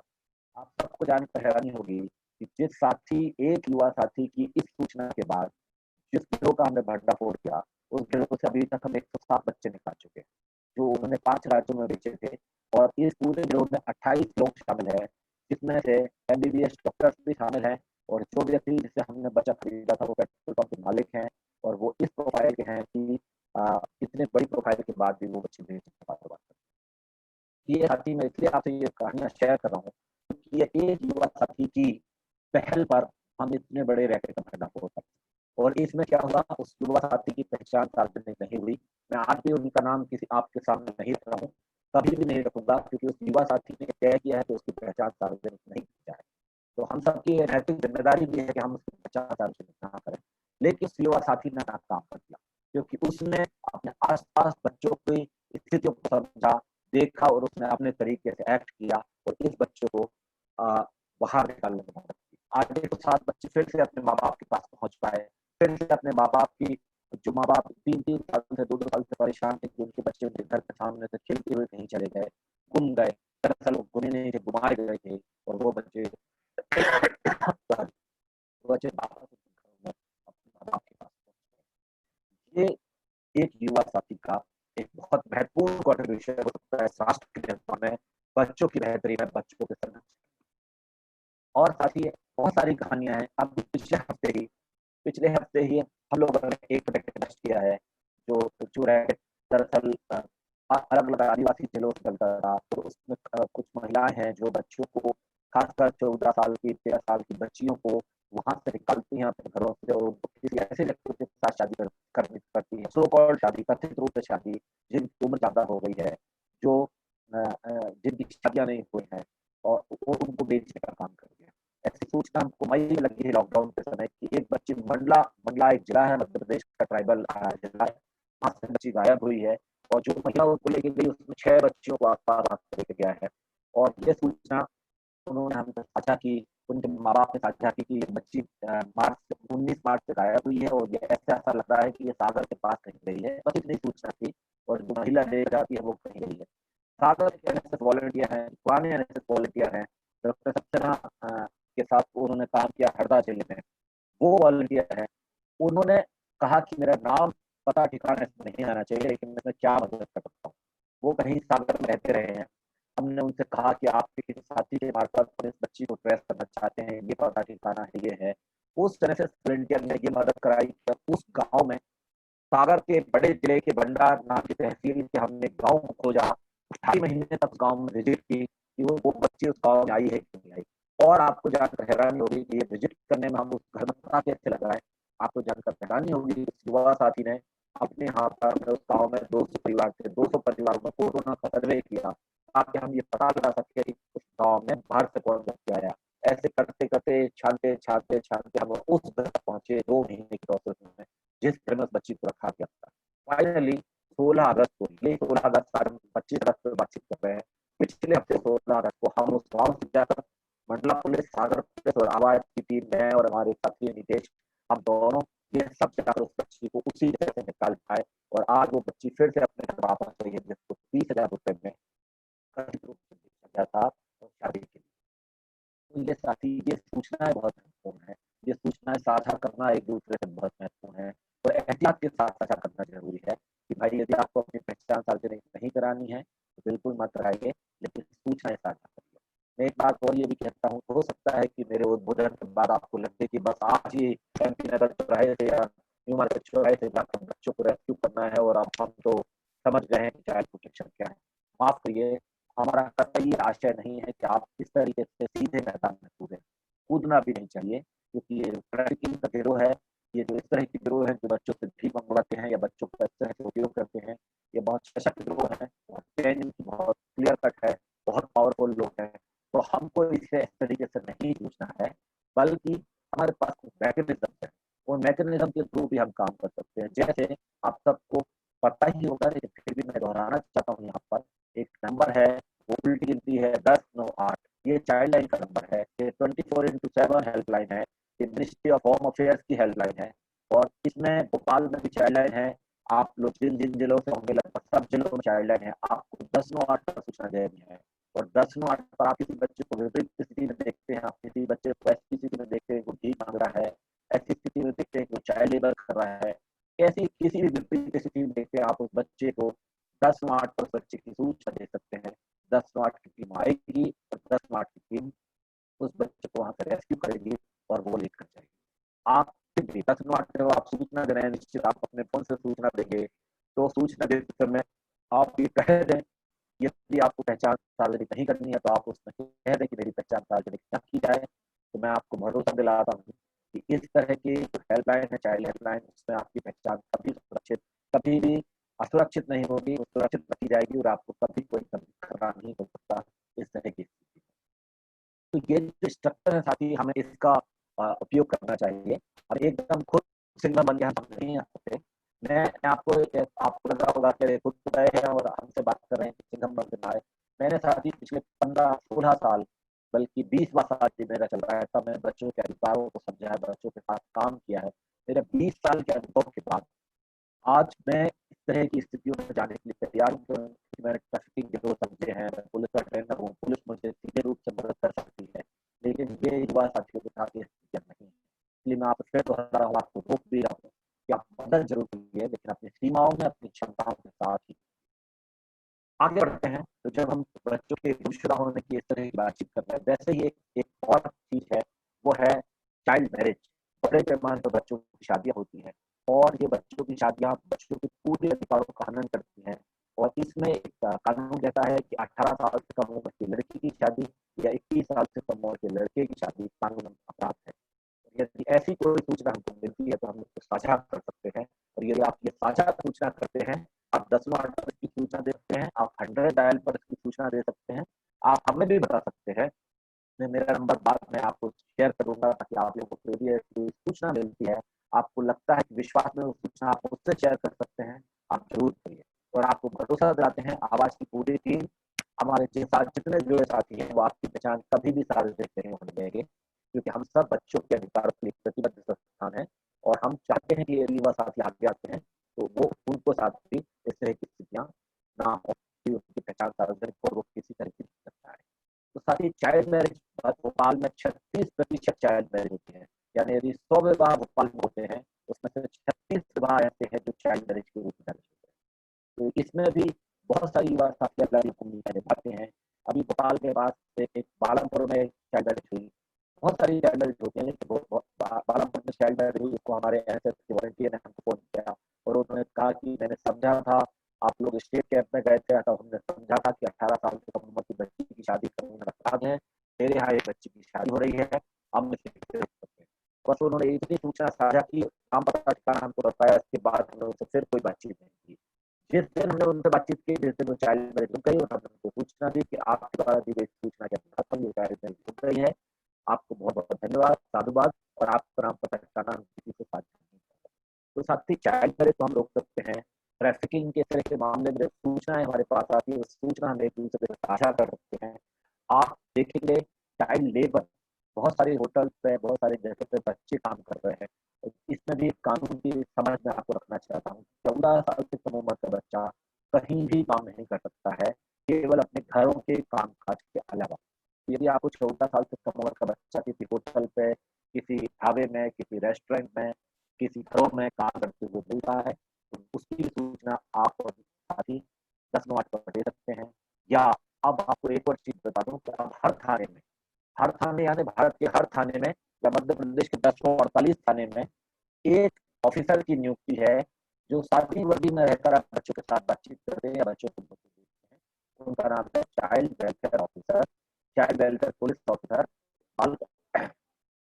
वो बच्चों के कल्याण वाले ऑफिसर हैं, CWP को कहते हैं, बाल कल्याण पुलिस अधिकारी। आप उनसे भी जाकर थाने में ये सूचना साझा कर सकते हैं कि बच्चा है। तो हमारे पास स्ट्रक्चर बहुत साथी कई बार हमको पता नहीं होता, इसलिए हम उनका इस्तेमाल नहीं करते। तो मैं फिर से बता रहा हूँ, 10 9 8 एक नंबर है, चाइल्ड वेलफेयर पुलिस ऑफिसर हर थाने में है, वो उन तक हो सकते हैं। आप हमारे नंबर पर भी सूचना दे सकते हैं और आप 100 नंबर पर भी डायल कर, कहीं भी ऐसा नहीं होगा कि आपको बातचीत ना किया जाए क्योंकि बच्चों के साथ मामला है। एक अंतिम बात और कह के अपनी बात को विराम दूंगा, फिर आपके सवाल जवाब होंगे तो बातचीत करेंगे। चाइल्ड लेबर पर आप सूचना दे सकते हैं। कई बार आप ऐसा नहीं करना चाहते कि फोन नहीं करना चाहते, तो आप सब ऐप की दुनिया में रहने वाले हैं। डॉक्टर विजय ने बहुत अच्छी बात कही कि आप सब ऐप की दुनिया में रहने वाले लोग हैं, तकनीक के साथ जीने वाले लोग हैं, आप सब युवा साथी। आप सब एक ऐप देखेंगे, एक ऐप है पेंसिल ऐप, पेंसिल नाम से ये ऐप है और वेबसाइट भी है पेंसिल। पेंसिल ऐप पर आप जैसे जाएंगे, आप एक रिपोर्ट करना चाहेंगे, राइट हैंड पे एक कॉलम आता है और उस पे रिपोर्ट करना चाहते हैं चाइल्ड लेबर के संदर्भ में, तो आप मान लीजिए आप मार्केट में कहीं खड़े हैं, आपने सामने एक फोटो क्लिक की और आपने जैसे ही फोटो क्लिक की तो रियल टाइम कैमरे के साथ फोटो होती है, उसमें टाइम भी आएगा, उसमें लोकेशन भी आएगी और आप उसको अपलोड कर दीजिए पेंसिल की वेबसाइट पे कि मुझे इस जगह पर एक बच्चा ऐसे ऐसे काम कर हुआ दिखा है, आप इसके संबंध में आगे की कार्रवाई करें। आप वहां से निकल भी जाएंगे तो अभी पेंसिल वेबसाइट जो है उसके बाद उसका काम शुरू हो जाता है, उस बच्चे को वहां से रेस्क्यू करने की तैयारी करता है। ये मैं बात आपसे इसलिए दोहरा रहा था कि आप सब तकनीक के जानकार लोग हैं, आप सब ये काम करते ही रहते हैं, यानी तकनीक के साथ हर समय रहते हैं। कोई व्हाट्सएप चला रहा है, कोई फेसबुक चला रहा है, कोई टिकटॉक चला रहा है, कोई अलग अलग चीज। इसमें क्या टिकटॉक अच्छा या बुरा मैं इस बहस में नहीं पढ़ता हूँ, लेकिन मैं कह रहा हूँ कि वैसे आप तकनीक के जानकार साथी तुरंत पेंसिल वेबसाइट जाइए, फोटो क्लिक करिए और जल्दी दीजिए कि यहाँ पर मुझे बच्चा काम करते हुए दिखा है और ये उसकी लोकेशन है, और उसके बाद का काम लेबर डिपार्टमेंट और पुलिस मिलकर कर लेगी, आपकी वहां पर फिर जरूरत है। तो ये कुछ ऐसी चीजें हैं जो हमारे सामने हैं, हमारे सामने दिखती हैं, और वो बाल संरक्षण में मैं और आप युवा साथी मिलकर इसमें बहुत महत्वपूर्ण भूमिका निभा सकते हैं।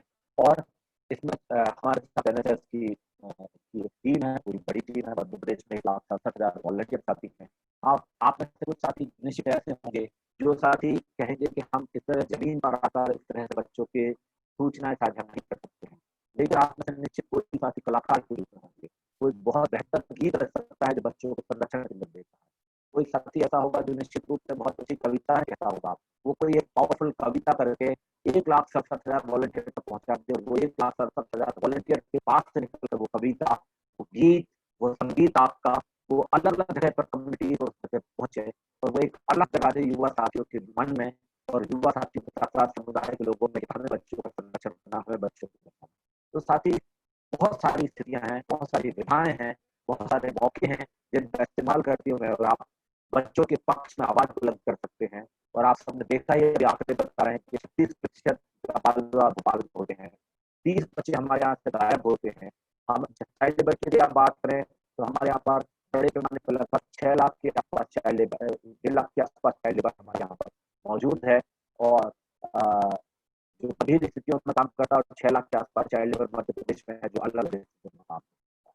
निश्चित रूप से मैं और आप मिलकर इन बच्चों को इस स्थिति से बाहर निकाल सकते हैं, लेकिन शिद्दत के साथ अपने आसपास को अपने बच्चों की नजर से देखने की कोशिश करनी पड़ेगी। हमें ये समझना पड़ेगा कि बच्चे मेरे और आप जैसे युवा साथियों की तरफ बहुत उम्मीद के साथ देख रहे हैं, और उनको लगता है कि यदि भैया दीदी जो बातचीत को सुन रहे हैं, इस तरह की स्थिति में आप आ रहे हैं, ये सब यदि हमारे पक्ष में सोचना शुरू कर दें तो हम भी किसी दिन स्कूल जा सकते हैं, हम भी किसी दिन बेहतर स्थिति में जी सकते हैं।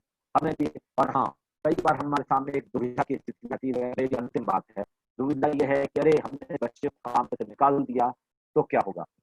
कई बार ऐसा होता है कि बच्चे की माँ खत्म हो गई है या पिता खत्म हो गए हैं, 2 छोटे भाई बहन हैं, और ऐसे में माँ को घरों में काम करना पड़ता है, लेकिन फिर भी पूरा नहीं हो पाता, तो बच्चे बहुत जल्दी अपनी उम्र से जल्दी ही काम कर आ जाते हैं। और फिर हमको जब ये स्थिति पता चलती है कि हम ऐसे बच्चों को कैसे इस काम से हटाएं कि ये बच्चे तो ऐसी स्थिति में है, तो हम बहुत दुविधा की स्थिति में हो जाते हैं कि हमें बच्चों को ऐसे काम से हटाना है या नहीं हटाना है। हम हटाएंगे तो उनके सामने कोई विपरीत स्थिति आ जाएगी, ऐसा। तो साथ ही इसकी चिंता आप मत करिए, आप 10 मिनट को फोन करिए, क्योंकि हमारे यहाँ एक स्कीम है जिसका नाम है इंटीग्रेटेड चाइल्ड प्रोटेक्शन स्कीम।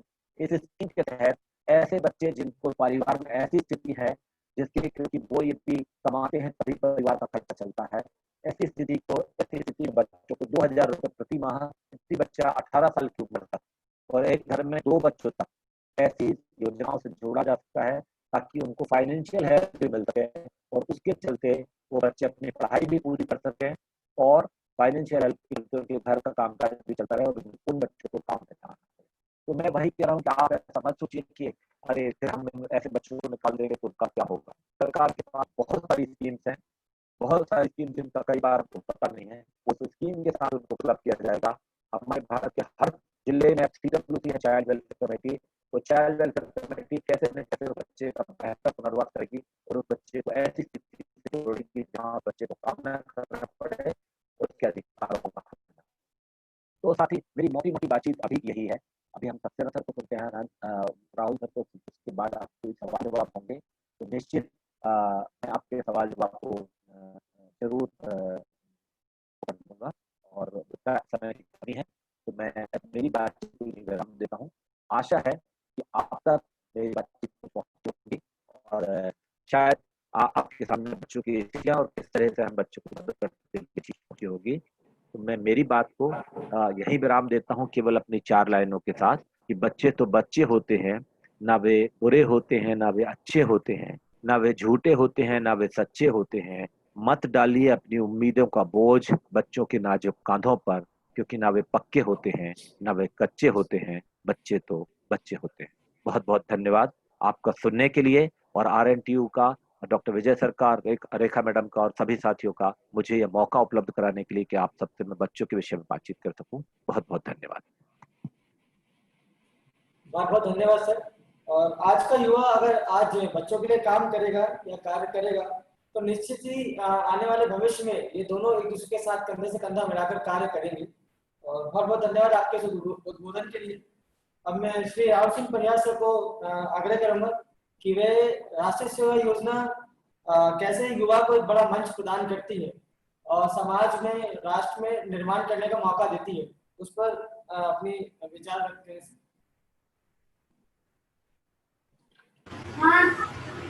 नमस्कार।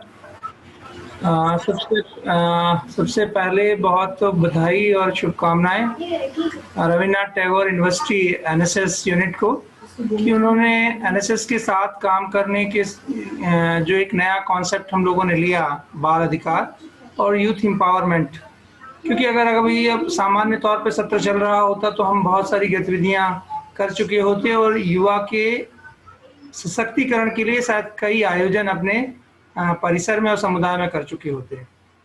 वेबिनार को मार्गदर्शन देने वाले कुल सचिव रविन्द्रनाथ टैगोर विश्वविद्यालय, कार्यक्रम समन्वयक बरकतुल्लाह विश्वविद्यालय डॉक्टर अनंत कुमार सक्सेना जी, प्रशांत जी जो अभी एक चाइल्ड राइट स्पेशलिस्ट के रूप में, प्रशिक्षक के रूप में हमारे साथ बात कर रहे थे, और बहुत महत्वपूर्ण इसलिए भी है क्योंकि मध्य प्रदेश राष्ट्रीय सेवा योजना का जो है एक यूनिसेफ के साथ एक MOU साइन हुआ है, जिस MOU में प्रशांत जी अपने संस्थान के साथ, आवाज के साथ प्रशिक्षक के रूप में कार्य कर रहे हैं।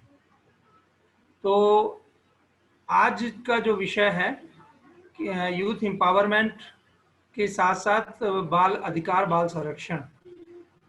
राष्ट्रीय सेवा योजना युवाओं को एक अलग तरीके से नेतृत्व करने का, कार्य करने का अवसर देता है, और यही कारण है कि 1969 24 सितंबर में जब NSS शुरू हुआ, और बहुत महत्वपूर्ण है कि अभी इसी सत्र में हम अपना 50वां दिवस हमने मनाया और 50वीं वर्षगांठ का वर्ष ये चल रहा है।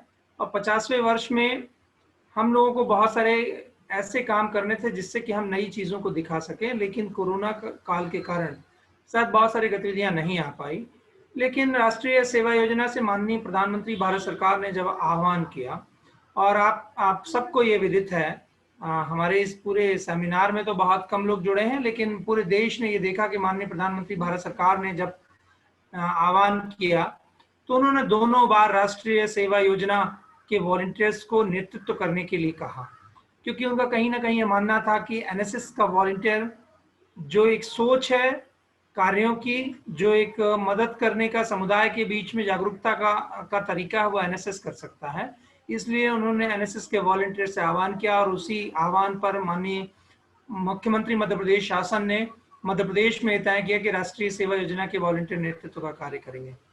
और जब हम सड़कों पर काम करने के लिए आए, समुदाय के लोगों के साथ, चाहे वो भोजन वितरण के लिए आए हों, चाहे वो जागरूकता के लिए आए हों, मास्क के लिए आए हों, नारा लेखन के लिए आए हों, या जब बहुत बड़े तौर पर एक पलायन चल रहा था, उन प्रवासी मजदूर तो नहीं कहना चाहिए, लेकिन हमारे देश के वो लोग जो एक जगह से दूसरी जगह कार्य करते हैं, और लॉकडाउन की वजह से उनको अपने घरों की तरफ लौटना पड़ रहा था, तो उन मुसीबत के समय में NSS के वॉलंटियर ने जिस तरह अपने आप ये भांपा, और स्वतः अपने प्रयासों से NGOs के साथ और बहुत सारे संस्थानों के साथ जुड़कर उन्होंने भोजन एवं अन्य सारी व्यवस्थाओं को कार्य करने का एक वो लिया।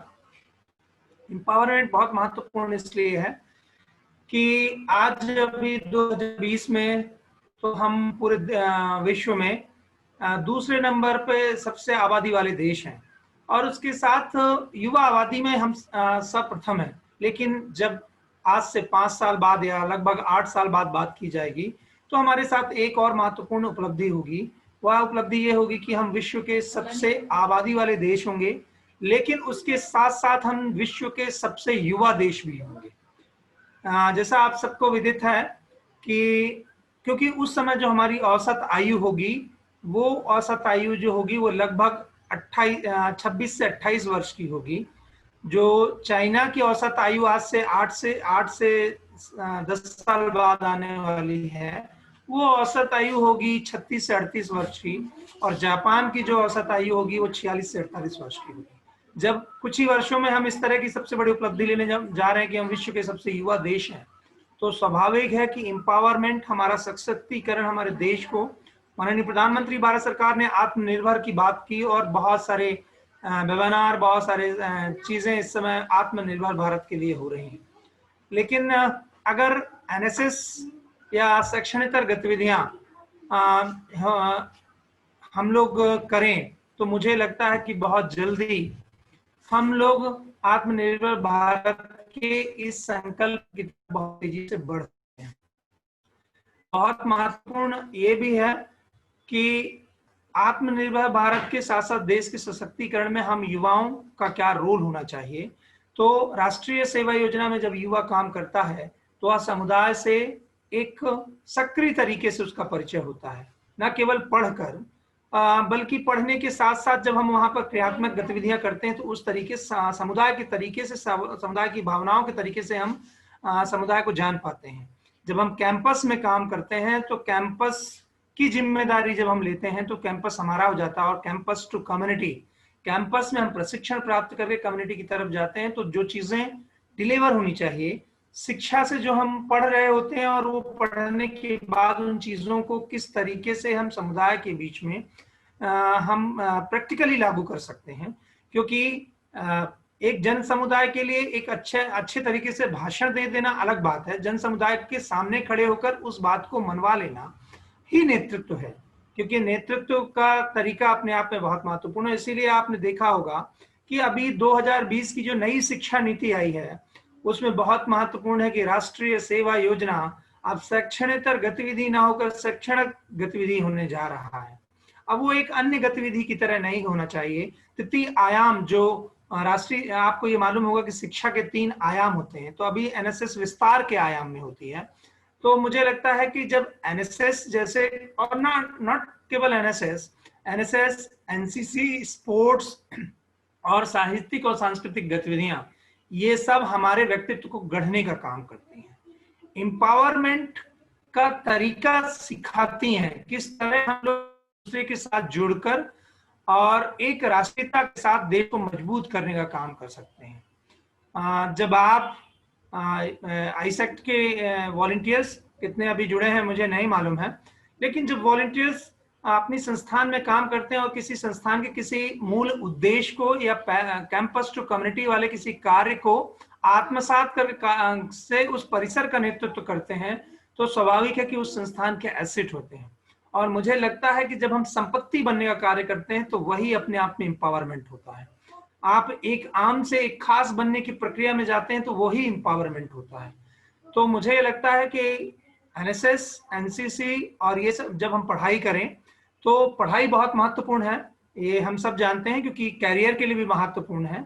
लेकिन कैरियर में ओरिएंटेड होने के साथ साथ हमको ये जानना चाहिए किस तरह हम अपने व्यक्तित्व को बड़ा कर सकते हैं, किस तरह, क्योंकि जब हमारे साथ हमारी उपलब्धियां जुड़ी होंगी तब हमको बड़ा माना जाएगा, तब हमको कहा जाएगा। क्योंकि जब आप किसी आइकॉन को, किसी हीरो को आप देखते हैं तो बरबस आप उसकी तरफ निहारते हैं। और राष्ट्रीय सेवा योजना और समाज में जब आप काम करते हैं तो छोटी छोटी चीजें जुड़कर आपको आपका तरीका करवाते हैं, जो आपके अपने विशेषज्ञता के लिए जो जाना जाता है वही आपका एम्पावरमेंट है। और उस एम्पावरमेंट के साथ जब आप भविष्य में किसी कैरियर के लिए कहीं नौकरी करते हैं और जहां कुछ भी करते हैं, वो आपका तरीका आपको विशेष बनाता है। और विशेष बनाने के तरीके इसी तरह की गतिविधियां करती हैं। इसलिए मेरा आपसे अनुरोध है, जो भी वॉलंटियर इसमें जुड़े हुए हैं, क्योंकि शिक्षक वह कड़ी है, जिस तरह कैंपस जब बनता है तो शिक्षक और शिक्षार्थी दोनों से बनता है, तो शिक्षक की अपनी भूमिका है जो आपको प्रशिक्षित करने का काम करता है, लेकिन वॉलंटियर्स का या यूथ का अपना यह एक सोच होना चाहिए कि आपके जो गुण हैं वो आपको किस तरह रिफ्लेक्ट करें, उनको मांझने का तरीका आपको ये गतिविधियां सिखाती हैं। इसलिए पढ़ाई के साथ इन सभी गतिविधियों को लेना चाहिए। बाल अधिकार की बात अभी जब प्रशांत जी आपसे कर रहे थे, अभी पिछले साल ही राष्ट्रीय सेवा योजना ने उनके साथ काम करने का शुरू किया, और एसआरजी में सबसे पहले जब हमने यूनिसेफ के साथ और मध्य प्रदेश शासन के माननीय मंत्री के साथ बैठकर ये सारी चीजें डिसाइड की, और जब ट्रेनिंग हुई तो बहुत सारी चीजें मुझे भी नहीं मालूम थी। आपने अभी प्रशांत जी ने पता नहीं बताया है कि नहीं बताया, क्योंकि बीच में कुछ मिनट्स के लिए मैं बाहर हो गया था, तो उस दौरान तो मैंने नहीं, उस दौरान मैं उनको नहीं सुन पाया। कि अभी तक मैं ये सोचता था कि जो बच्चा होता है वो केवल माता पिता का होता है, लेकिन जब मैंने बाल अधिकार का प्रशिक्षण प्राप्त किया तो मुझे ये पता हुआ कि बच्चा माता पिता का भी नहीं, वो राज्य की संपत्ति होता है। जब कभी कोई बच्चा मिस होता है, जब कोई बच्चा कभी चुरा लिया जाता है, तो जब उसको परिवार को हैंडओवर करना होता है तो उसके बीच में राज्य की कितनी सारी प्रक्रियाएं होती हैं। तो मुख्यतः यह है कि हम लोग बाल अधिकार पे कितना काम करेंगे या नहीं करेंगे वो एक अलग विषय है, लेकिन मुझे लगता है कि सशक्तिकरण के उद्देश्य से हमको विषय को जानना और समझना चाहिए। और राष्ट्रीय सेवा के नाते एक जागरूक युवा होने के नाते, क्योंकि ये यूथ एम्पावरमेंट की बात हो रही है, जागरूक युवा होने के नाते हम जब कभी सड़क पर चलते हैं, जब कभी हम समाज में कहीं खड़े होते हैं, और जिन गतिविधियों को आपके इस लेक्चर में, जो प्रशांत जी ने लेक्चर दिया या प्रशिक्षण में, जब बाल अधिकार का प्रशिक्षण आप प्राप्त करेंगे, अगर इस तरह की कोई गतिविधि कभी आपको इंडिकेट होती दिखती है तो आपको उसकी तरफ एक बार निहारना जरूर चाहिए, एक बार उसकी तरफ चेतना के साथ आपको सोचना जरूर चाहिए कि चेतना और संचेतना की वजह से ही हम अपने आप को एम्पावर कर पाएंगे, समाज के अन्य लोगों को जोड़ पाएंगे, और जब जुड़ेगा तभी एम्पावरमेंट होगा। तो हम, मुझे लगता है कि उस स्थिति में हम बच्चों की भी रक्षा कर पाएंगे, युवा को भी मजबूत कर पाएंगे, और जब युवा ये सब करते हुए अपने काम करते हैं तब वो राष्ट्र निर्माण के बारे में सोचते हैं, तब युवा सशक्तिकरण की एक जो भावना होती है वो राष्ट्र पुनः निर्माण और निर्माण की तरफ चलती है। और ये सारे प्रशिक्षणों के साथ जब हम कभी नौकरी करेंगे तो ये जो कमिटमेंट है, ये प्रतिबद्धता जो इन चीजों से हम सीखते हैं, मुझे लगता है कि यही प्रतिबद्धता हमको काम करते समय उस काम के साथ जोड़ेगी, और यही काम के साथ जोड़ना ही राष्ट्र निर्माण हो जाता है, पुनः राष्ट्र निर्माण हो जाता है। बहुत सारी चीजों को हमको अपने आप में ये ले जाकर उनके साथ खड़ा कर देता है। तो मुझे लगता है कि मुख्य जो टॉपिक था बाल अधिकार, उस पर बात हो चुकी। मेरे बाद आदरणीय कार्यक्रम समन्वयक महोदय अभी बोलेंगे, लेकिन 2 या 3 चीजों को हम बहुत अच्छी तरह से ध्यान रखें कि आने वाले भविष्य में विश्व में हम सबसे युवा देश का तमगा लेने जा रहे हैं, और मुझे ये लगता है कि जब वो तमगा हमारे पास आएगा, या वो उपलब्धि या उस आशा के साथ जब बार बार हमारा वर्णन विश्व के कई मंचों से, कई राष्ट्राध्यक्षों या अन्य लोगों के द्वारा होगा, उस समय हमको अपने देश के प्रति इतना प्रतिबद्ध होना चाहिए, समाज को इतना समझना चाहिए कि हम उसकी चीजों को रिफ्लेक्ट कर सकें, उसका नेतृत्व कर सकें। तो जब हम लोग कैंपस में पढ़ाई करने जाएं और शिक्षक वहां हमें पढ़ाएं, तो छोटी छोटी सी गतिविधियों के साथ वो कमिटमेंट, वो प्रतिबद्धता हमारे अपने व्यक्तित्व में आनी चाहिए, जिससे हम लीडरशिप कर सकें। और जो प्रयोग आज आप कर रहे हैं, ये प्रयोग हो सकता है बहुत छोटा सा है, क्योंकि इस समय जब मैं बोल रहा हूं तो केवल 51 लोग हमारे साथ जुड़े हैं। हम जब प्रयास करें तो प्रयास अंतिम स्थिति तक पहुंचना चाहिए। आप जो काम कर रहे हैं वो काम करने का तरीका लोगों से रिफ्लेक्ट करना चाहिए, और उससे आप लोग आपसे जुड़े। ये मुझे भी मालूम है कि आज वेबिनार या जितने प्रयोग आज हो रहे हैं, वो उसको कर करके बहुत सारे लोग अब उसकी औचित्य पर भी सवाल उठाने लगे हैं। लेकिन मुझे ये लगता है कि जब हम इस तरह की बात करते हैं और उससे जुड़ रहे हैं, तो सहज अगर कुछ चीजों को, जो मेन विषय है, उनको कहीं ना कहीं समझकर, सुनकर ये प्लान अभी कर लें कि जब हम सामान्य वातावरण में होंगे, जब हम समाज के बीच में घुलकर काम कर रहे होंगे, तब कौन कौन से काम को किस तरह से करना है, जिससे एक एकीकरण हो सके, एक एम्पावरमेंट हो सके, एक लीडरशिप हो सके। बाल अधिकार जैसे बहुत सारे विषय जो एनएसएस जिस पे काम करता है, उन विषयों को किस तरह हम लॉन्च करेंगे। एनएसएस केवल एनएसएस कहने की दृष्टि से नहीं होगी, वो हमारी जीवन शैली में होगी, क्योंकि मध्य प्रदेश पूरे देश को ये सिखाने वाला राज्य है कि राष्ट्रीय सेवा योजना एक योजना नहीं, एक जीवन शैली है। और इस जीवन शैली को जब एनएसएस के हमारे लोग स्टेट के बाहर जाते हैं, या हमारा युवा बाहर जाता है, चाहे वो एनएसएस में वर्तमान में हो या ना हो, तो लोगों को ये दिखता है। और अभी जब यूपीएससी के रिजल्ट आए हैं तो आप सबने देखा होगा कि पहले नंबर, जो तीसरे नंबर पे है वो भी, जो 36वें नंबर मतलब 36 नंबर पर है वो भी, और जो 82 नंबर पे है वो सब ये कह रहे हैं कि एनएसएस ने हमको बहुत कुछ ऐसा सिखाया जिससे हम इस तरफ आकृष्ट हुए, और वो प्रतिबद्धता, वो चीजें हमको एनएसएस ने सिखाई जो हमारे गोल में शामिल हुई। और अगर हम आईएएस आज बन गए हैं तो एनएसएस में उसका रोल है, और एनएसएस से जो चीजें हमने सीखी हैं वो हमारा गोल होंगी जब हम आईएएस, जब हम प्रशासक के रूप में काम कर रहे होंगे। तो एनएसएस का ये प्रतिबद्धता, एनएसएस का ये कमिटमेंट आपके जुड़ाव के लिए आपको आगे ले जाएगा, आपका एक बड़ा व्यक्तित्व बनेगा। आप सबने बोलने का अवसर दिया, और मुझे लगता है एक बड़े प्लेटफॉर्म, इस प्लेटफॉर्म को और बड़ा करके जब हम दोबारा कभी जुड़ेंगे तो और बेहतर तरीके से हम चीजों पर चर्चा करेंगे। जय हिंद, जय भारत।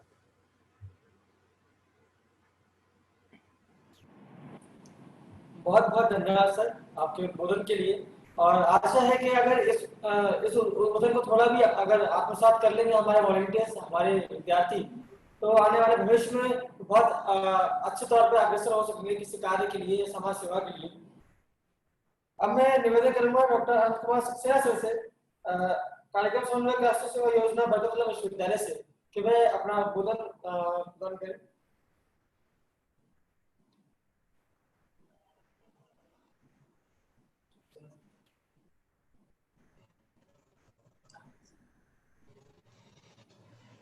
धन्यवाद अभिकांत भाई। रविन्द्रनाथ टैगोर विश्वविद्यालय के परम आदरणीय कुल सचिव डॉक्टर विजय सिंह जी, राष्ट्रीय सेवा योजना में मिलाकर काम कर रहे भाई राहुल सिंह परिहार जी, राष्ट्रीय सेवा योजना के साथ टाई अप करके और पिछले 2 सालों से चाइल्ड प्रोटेक्शन पर एक अलग ही अलग जगाने वाले शांत भाई दुबे जी, रेखा गुप्ता मैडम को राष्ट्रीय सेवा योजना रविन्द्रनाथ टैगोर विश्वविद्यालय जो पहले आईसेक्ट के नाम से अभी हमारे मुंह पे चढ़ा हुआ है उसमें लगातार काम करती रहती हैं। और अभी नए सिरे से अभिकांत भाई ने भी इसकी लाइन में आगे बढ़ना शुरू किया है और वो वॉलंटियर जो लगातार राष्ट्रीय सेवा योजना के माध्यम से विभिन्न गतिविधियों को करते हुए अपने आप को स्थापित कर रहे हैं। आप सभी को राष्ट्रीय सेवा योजना परिवार की ओर से बधाई, क्योंकि अभी कोरोना काल में बहुत से वॉलंटियर्स ने बहुत अच्छा काम किया। जब लोग घर से भी नहीं निकल रहे थे, लेकिन उसमें रविन्द्रनाथ टैगोर यूनिवर्सिटी के भी कुछ वॉलंटियर थे जिन्होंने काम किया, प्रशांत दुबे जी के साथ मिलकर भी काम किया। तो उसके कारण आप लोगों ने जो हमारे एनएसएस वॉलंटियर ने जो काम किया है, तो उसकी प्रशंसा के लिए चाहे वो मुख्यमंत्री हों, चाहे हमारे मंत्री हों, चाहे भारत सरकार के मंत्री हों, चाहे हमारे राज्यपाल महोदय हों, सभी ने हमारे राष्ट्रीय सेवा योजना के स्वयंसेवकों की प्रशंसा की है।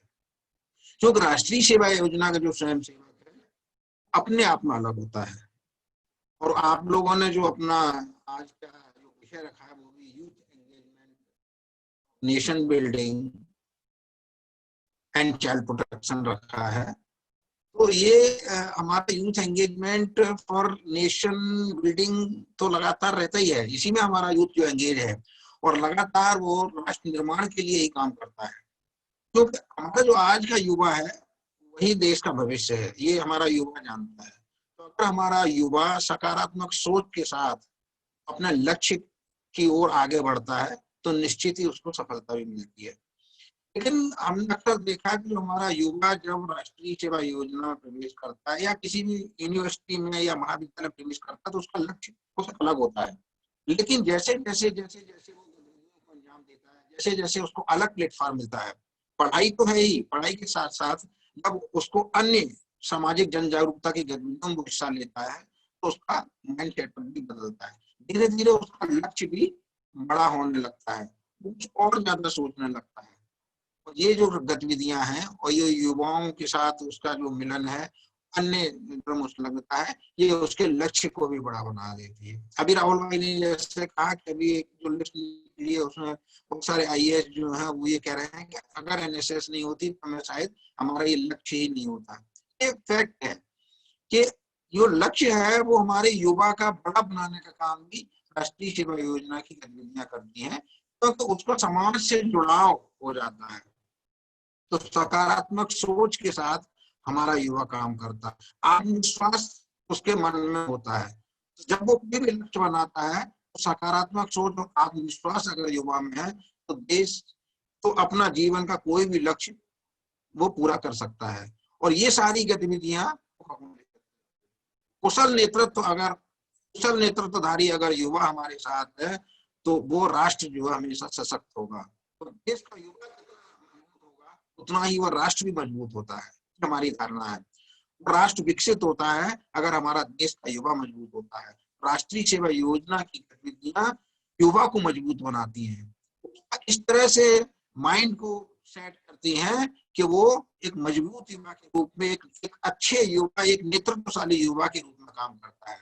अभी कोरोना काल में, इसके साथ में कोरोना के बाद या कोरोना से पहले हमारे युवाओं ने बहुत सारी गतिविधियों में हिस्सा लिया है, चाहे वो रेड रिबन क्लब के माध्यम से रक्तदान का क्षेत्र हो। रक्तदान में हमारे युवाओं ने बहुत आगे काम किया है, जिसके कारण अभी फिलहाल अभी मैं पेपर पढ़ रहा था तो अभी हो रहा था कि रक्त की कमी हो गई है, कोरोना काल में रक्त की कमी हो गई है। फिर हमने लोगों के पास मैसेज किया कि रक्त की कमी हो गई तो हम लोग व्यक्तिगत ब्लड डोनेशन करें। एक समय ऐसा था जबकि हमारे यहाँ डोनेशन वाले लोग कहते थे नहीं हमको ज्यादा नहीं चाहिए, आज वहाँ रक्त की कमी हो गई। लेकिन फिलहाल हमारे युवा उसमें भी लगे हुए हैं, आवश्यकता पड़ती है तो कर रहे हैं। चाहे पर्यावरण संरक्षण हो, अभी हमारे पर्यावरण गंदगी मुक्त भारत के लिए भी काम हो रहा है, अभी फिट इंडिया मूवमेंट के लिए काम हो रहा है। तो जैसे जैसे मूवमेंट है हमारे युवा हर मूवमेंट में आगे रहे हैं। तो आप सभी लोग प्रयास करिए कि चाहे वो हमारी जो छात्राएं हैं जब गांव में जाती है महिला मंडल एक नशा मुक्त वातावरण बनाने का प्रयास करती हैं, वहाँ के लोगों से मिलके उनकी तो हमारा युवा या लोग गांव के लोग जो एडप्टेड विलेज है वहाँ के लोग नशा न करें। हमारा युवा तो नशा मुक्त रहता ही है, लेकिन दूसरों को हम जागरूक करें आपको नशा नहीं करना है। एक सकारात्मक अनुशासन हमारे गांव में भी विकसित होता है, और जो एडप्टेड विलेज है वहाँ जो हम संपत्ति निर्माण करते हैं, तो हमारा युवा कुछ करता है श्रमदान के माध्यम से तो भी उसके मन में एक अच्छी भावना विकसित होती है। हमारा आपसे अनुरोध है कि आप इसी तरह से लगातार राष्ट्रीय सेवा योजना की गतिविधियों के माध्यम से लगे रहिए। आप अपने एक लक्ष्य बनाइए, जैसा कि अभी बताया, तो एक लक्ष्य जरूर होना चाहिए, और जब उस लक्ष्य पे आप चल पड़ेंगे तो राष्ट्रीय सेवा योजना का जो परिवार है वो बड़ा है, वो आपकी मदद करेगा। बनाया जब उस पर आप चल पड़ेंगे और अगर उस लक्ष्य को पालेंगे तो निश्चित ही राष्ट्र निर्माण में आप प्रगति करेंगे। देश के ऐसे युवा होंगे जो सच्चरित्र होने के साथ में, अनुशासित होने के साथ में सही दिशा में काम करेगा। तो हमें ऐसे ही युवाओं की जरूरत है। एक राष्ट्र निर्माण के लिए ऐसे ही युवाओं की जरूरत है जो जिनमें नेतृत्व का गुण हो, और किसी भी क्षेत्र में जहां भी वो है, जो भी उनको गतिविधि दी जाए, जो भी काम किया जाए, वो उसको पूरा कर पाए। तो सकारात्मक सोच के साथ आप अपने इन गुणों को विकसित करिए। आपकी जो ऊर्जा है वो देश के भविष्य के लिए उसका इस्तेमाल हो, आपकी ऊर्जा का सकारात्मक उपयोग हो, यही हमारी आपसे विनती है। आप इसी तरह से लगातार अपनी ऊर्जा का प्रयोग, जो भी अपेक्षाएं आपसे हैं उन अपेक्षाओं पर आप खरा उतरें, आपसे यही आकांक्षा है। इसी आपके उज्जवल भविष्य की शुभकामनाओं के साथ जय हिंद, जय भारत।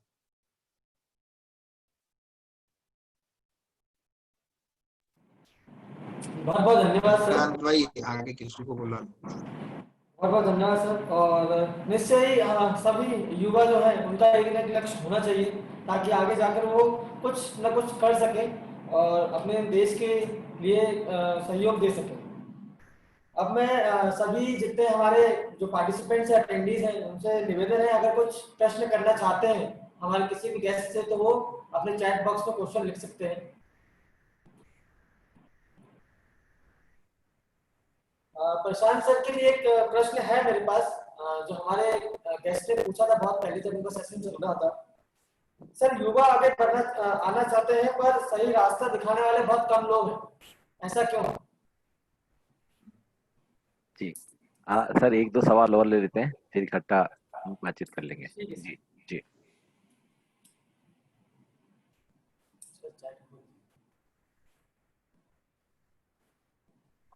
अभिकांत भाई, मैं इसका जवाब दूं? हाँ सर प्लीज सर।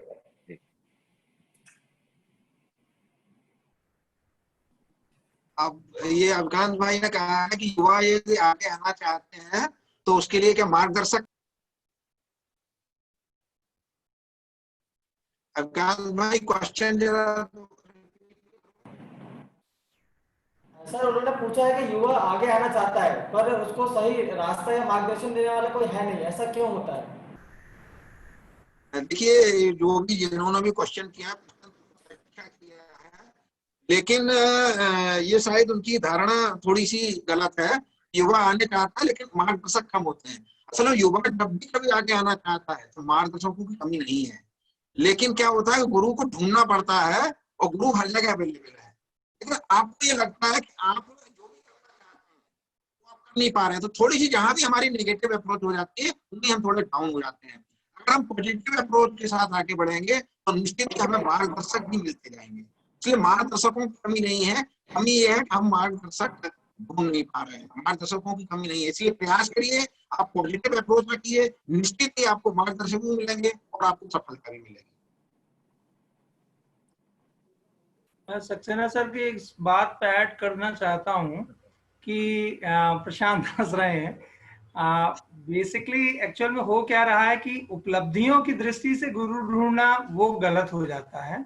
अगर कोई भी काम हम ले रहे हैं, गुरु नहीं भी है तो भी कमिटमेंट और अनुशासन, अगर लाइफ जो भी काम हम ले रहे हैं उसमें वो उसका कमिटमेंट और उसका अनुशासन अगर हमारी लाइफ स्टाइल में आ गया है तो हम अपने आप नेतृत्व तक पहुंच जाएंगे। और मुझे लगता है जब ये अनुशासन और कमिटमेंट होगा उस काम के प्रति, तो उस काम के जो गुरु है या नेतृत्व करता है वो अपने आप आपके साथ जुड़ जाएंगे। तो कमी नहीं है जैसा सर ने कहा, लेकिन सबके अपने अपने संकल्प हैं, ढूंढने के तरीके हैं, या वो लाइट में एक्चुअल में यूथ जो होता है वो चमक, आज की चमक की तरफ ज्यादा आकृष्ट होता है, और चमक होने में अगर देर हुई तो पैसेंस नहीं है तो गुरु दूर है, और अगर कमिटमेंट नहीं है तब फिर तो गुरु है ही नहीं, काम ही नहीं है। इसलिए दिक्कत होती है, लोग कम नहीं है, मोटिवेटर बहुत है।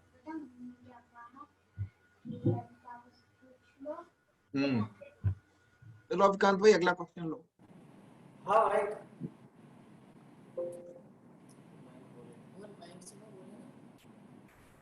हाँ मैं कोई प्रश्न करना चाहते हो?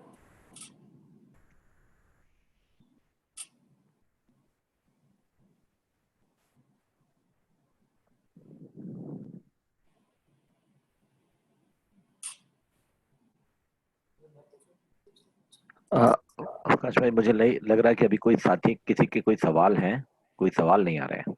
तो या प्रशांत तो जी, आप जानते हैं कि वेबिनार में आजकल इतनी देर होने के बाद सवालों की गुंजाइश बहुत कम रह हाँ, जाती वही है। वही मुझे लग रहा है सवाल नहीं है। मैं एक बार नंबर दोहरा देता हूँ या चैट बॉक्स पे डाल देता हूँ कि यदि किसी साथी को बाल संरक्षण से जुड़ा कोई चीजें शेयर करना होगा या उनको लगता है कि वो उनको कभी उस पर कोई और जानना है, तो मैं एक नंबर शेयर कर देता हूँ, मेरा व्हाट्सएप नंबर 9425026331। अंग्रेजी में दोहरा देता हूँ 9425026331। तो यदि किसी एक साथी, प्रश्न हमारे पास आया है। जी जी प्लीज। सर, क्या सोशल मीडिया युवा के लिए सही है, खासकर जो उन स्टूडेंट्स के लिए जो स्कूल में है? मैं फिर से सक्सेना सर की तरफ देख रहा हूँ। सर आप इस पे जवाब देंगे? सक्सेना सर, क्वेश्चन राहुल समझ सर। नहीं आया जरा सर क्वेश्चन। सर, सवाल यह है कि क्या सोशल मीडिया ऐसे युवा साथियों के लिए सही है क्या जो स्कूलों में है अभी? स्कूलों में है नहीं, अब वो स्कूल में भी 11th-12th तक है। एक छोटे जो लेवल पर बच्चे हैं, यानी प्राइमरी के तो बच्चों के लिए नहीं है, लेकिन आजकल जो है इतना आईक्यू लेवल बढ़ गया है हमारे बच्चों का भी, युवाओं का भी, कि 6th के बाद 11th-12th तक सोशल मीडिया पर आराम से वो लोग काम कर सकते हैं। लेकिन सोशल मीडिया का प्रयोग भी, जैसा मैंने कहा ना, सकारात्मक जगह, इसका उपयोग अगर सकारात्मक रूप में हो तो सोशल मीडिया बहुत लाभप्रद है। एक सवाल जरूर है साथी का, मनीषा का। मनीषा ने कहा जिस ऐप के विषय में बातचीत की, क्या वो बच्चों की उससे सेफ्टी होती है क्या? निश्चित मनीषा, अभी तक के हमारे अनुभव ऐसे ही कहते हैं कि जिस ऐप के विषय में या जिस वेबसाइट के विषय में खासकर मैंने पेंसिल के संदर्भ में आपसे जिक्र किया था, ये बच्चों की सेफ्टी के संदर्भ में बहुत कारगर है। और इसमें चूंकि कई सारे डिपार्टमेंट इसमें साथ जुड़े हुए हैं और हर स्तर पर इसकी मॉनिटरिंग होती है, तो आप देखेंगे कि आप इस बच्चे के संदर्भ में जो जो प्रोसेस की गई है वो सब आपको ऐप पे दिखती रहेगी, वेबसाइट पे दिखती रहेगी कि अभी तक हमने ये कर दिया है, ऐसा कर दिया, ऐसा कर दिया है।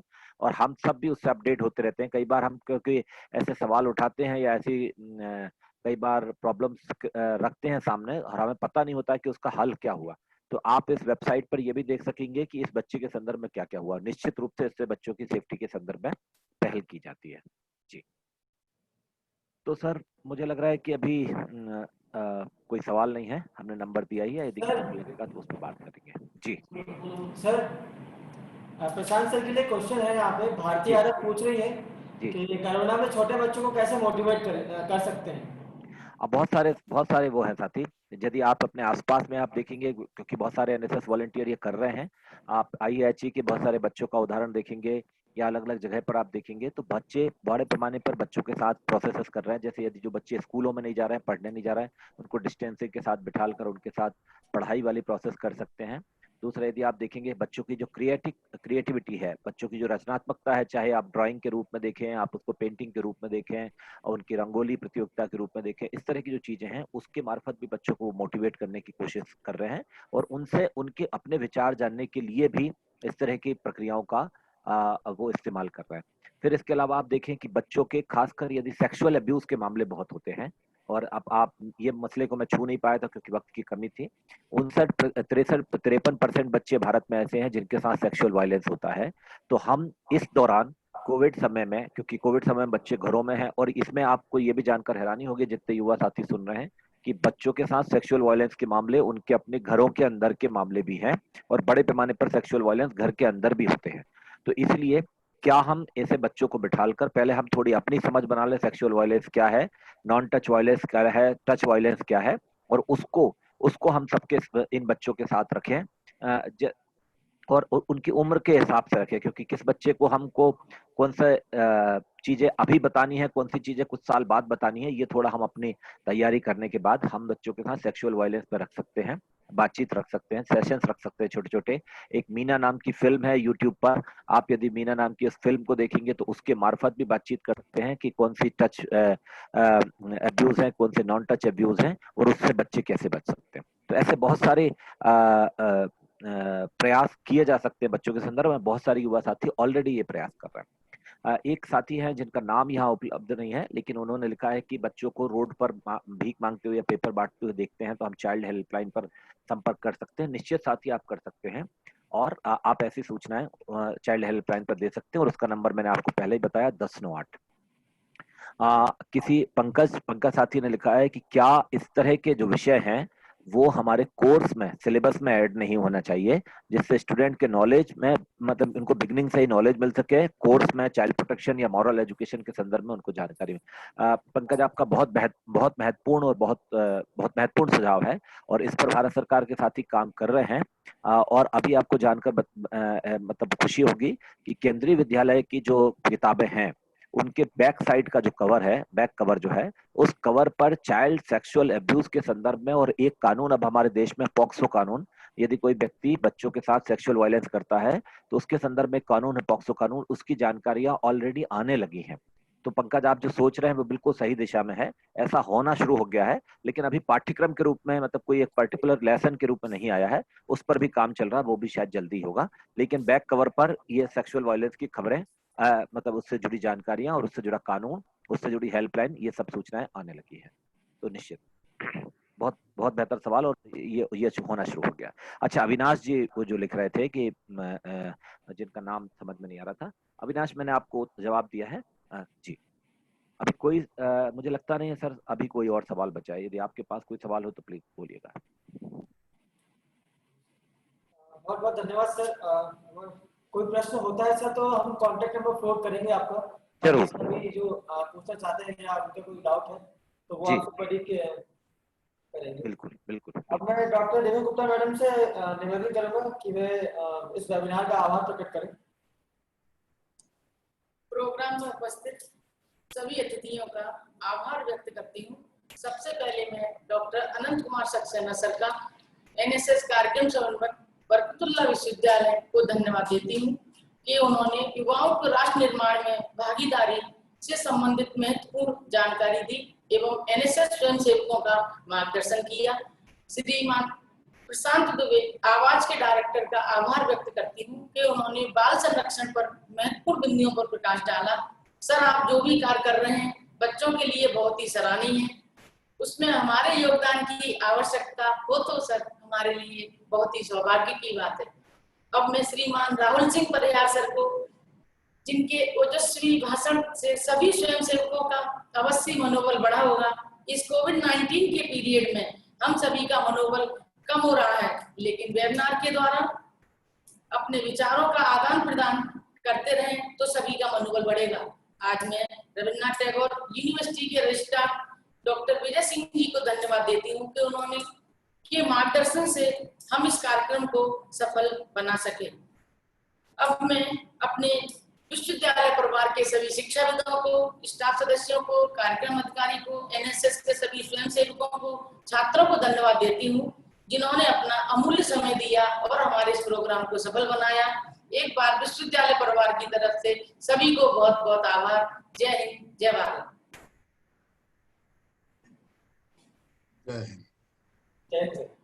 सर बहुत बहुत नमस्कार। सर, आप सभी ने बहुत बहुत अपना जो समय दिया। चलो सभी को जय हिंद।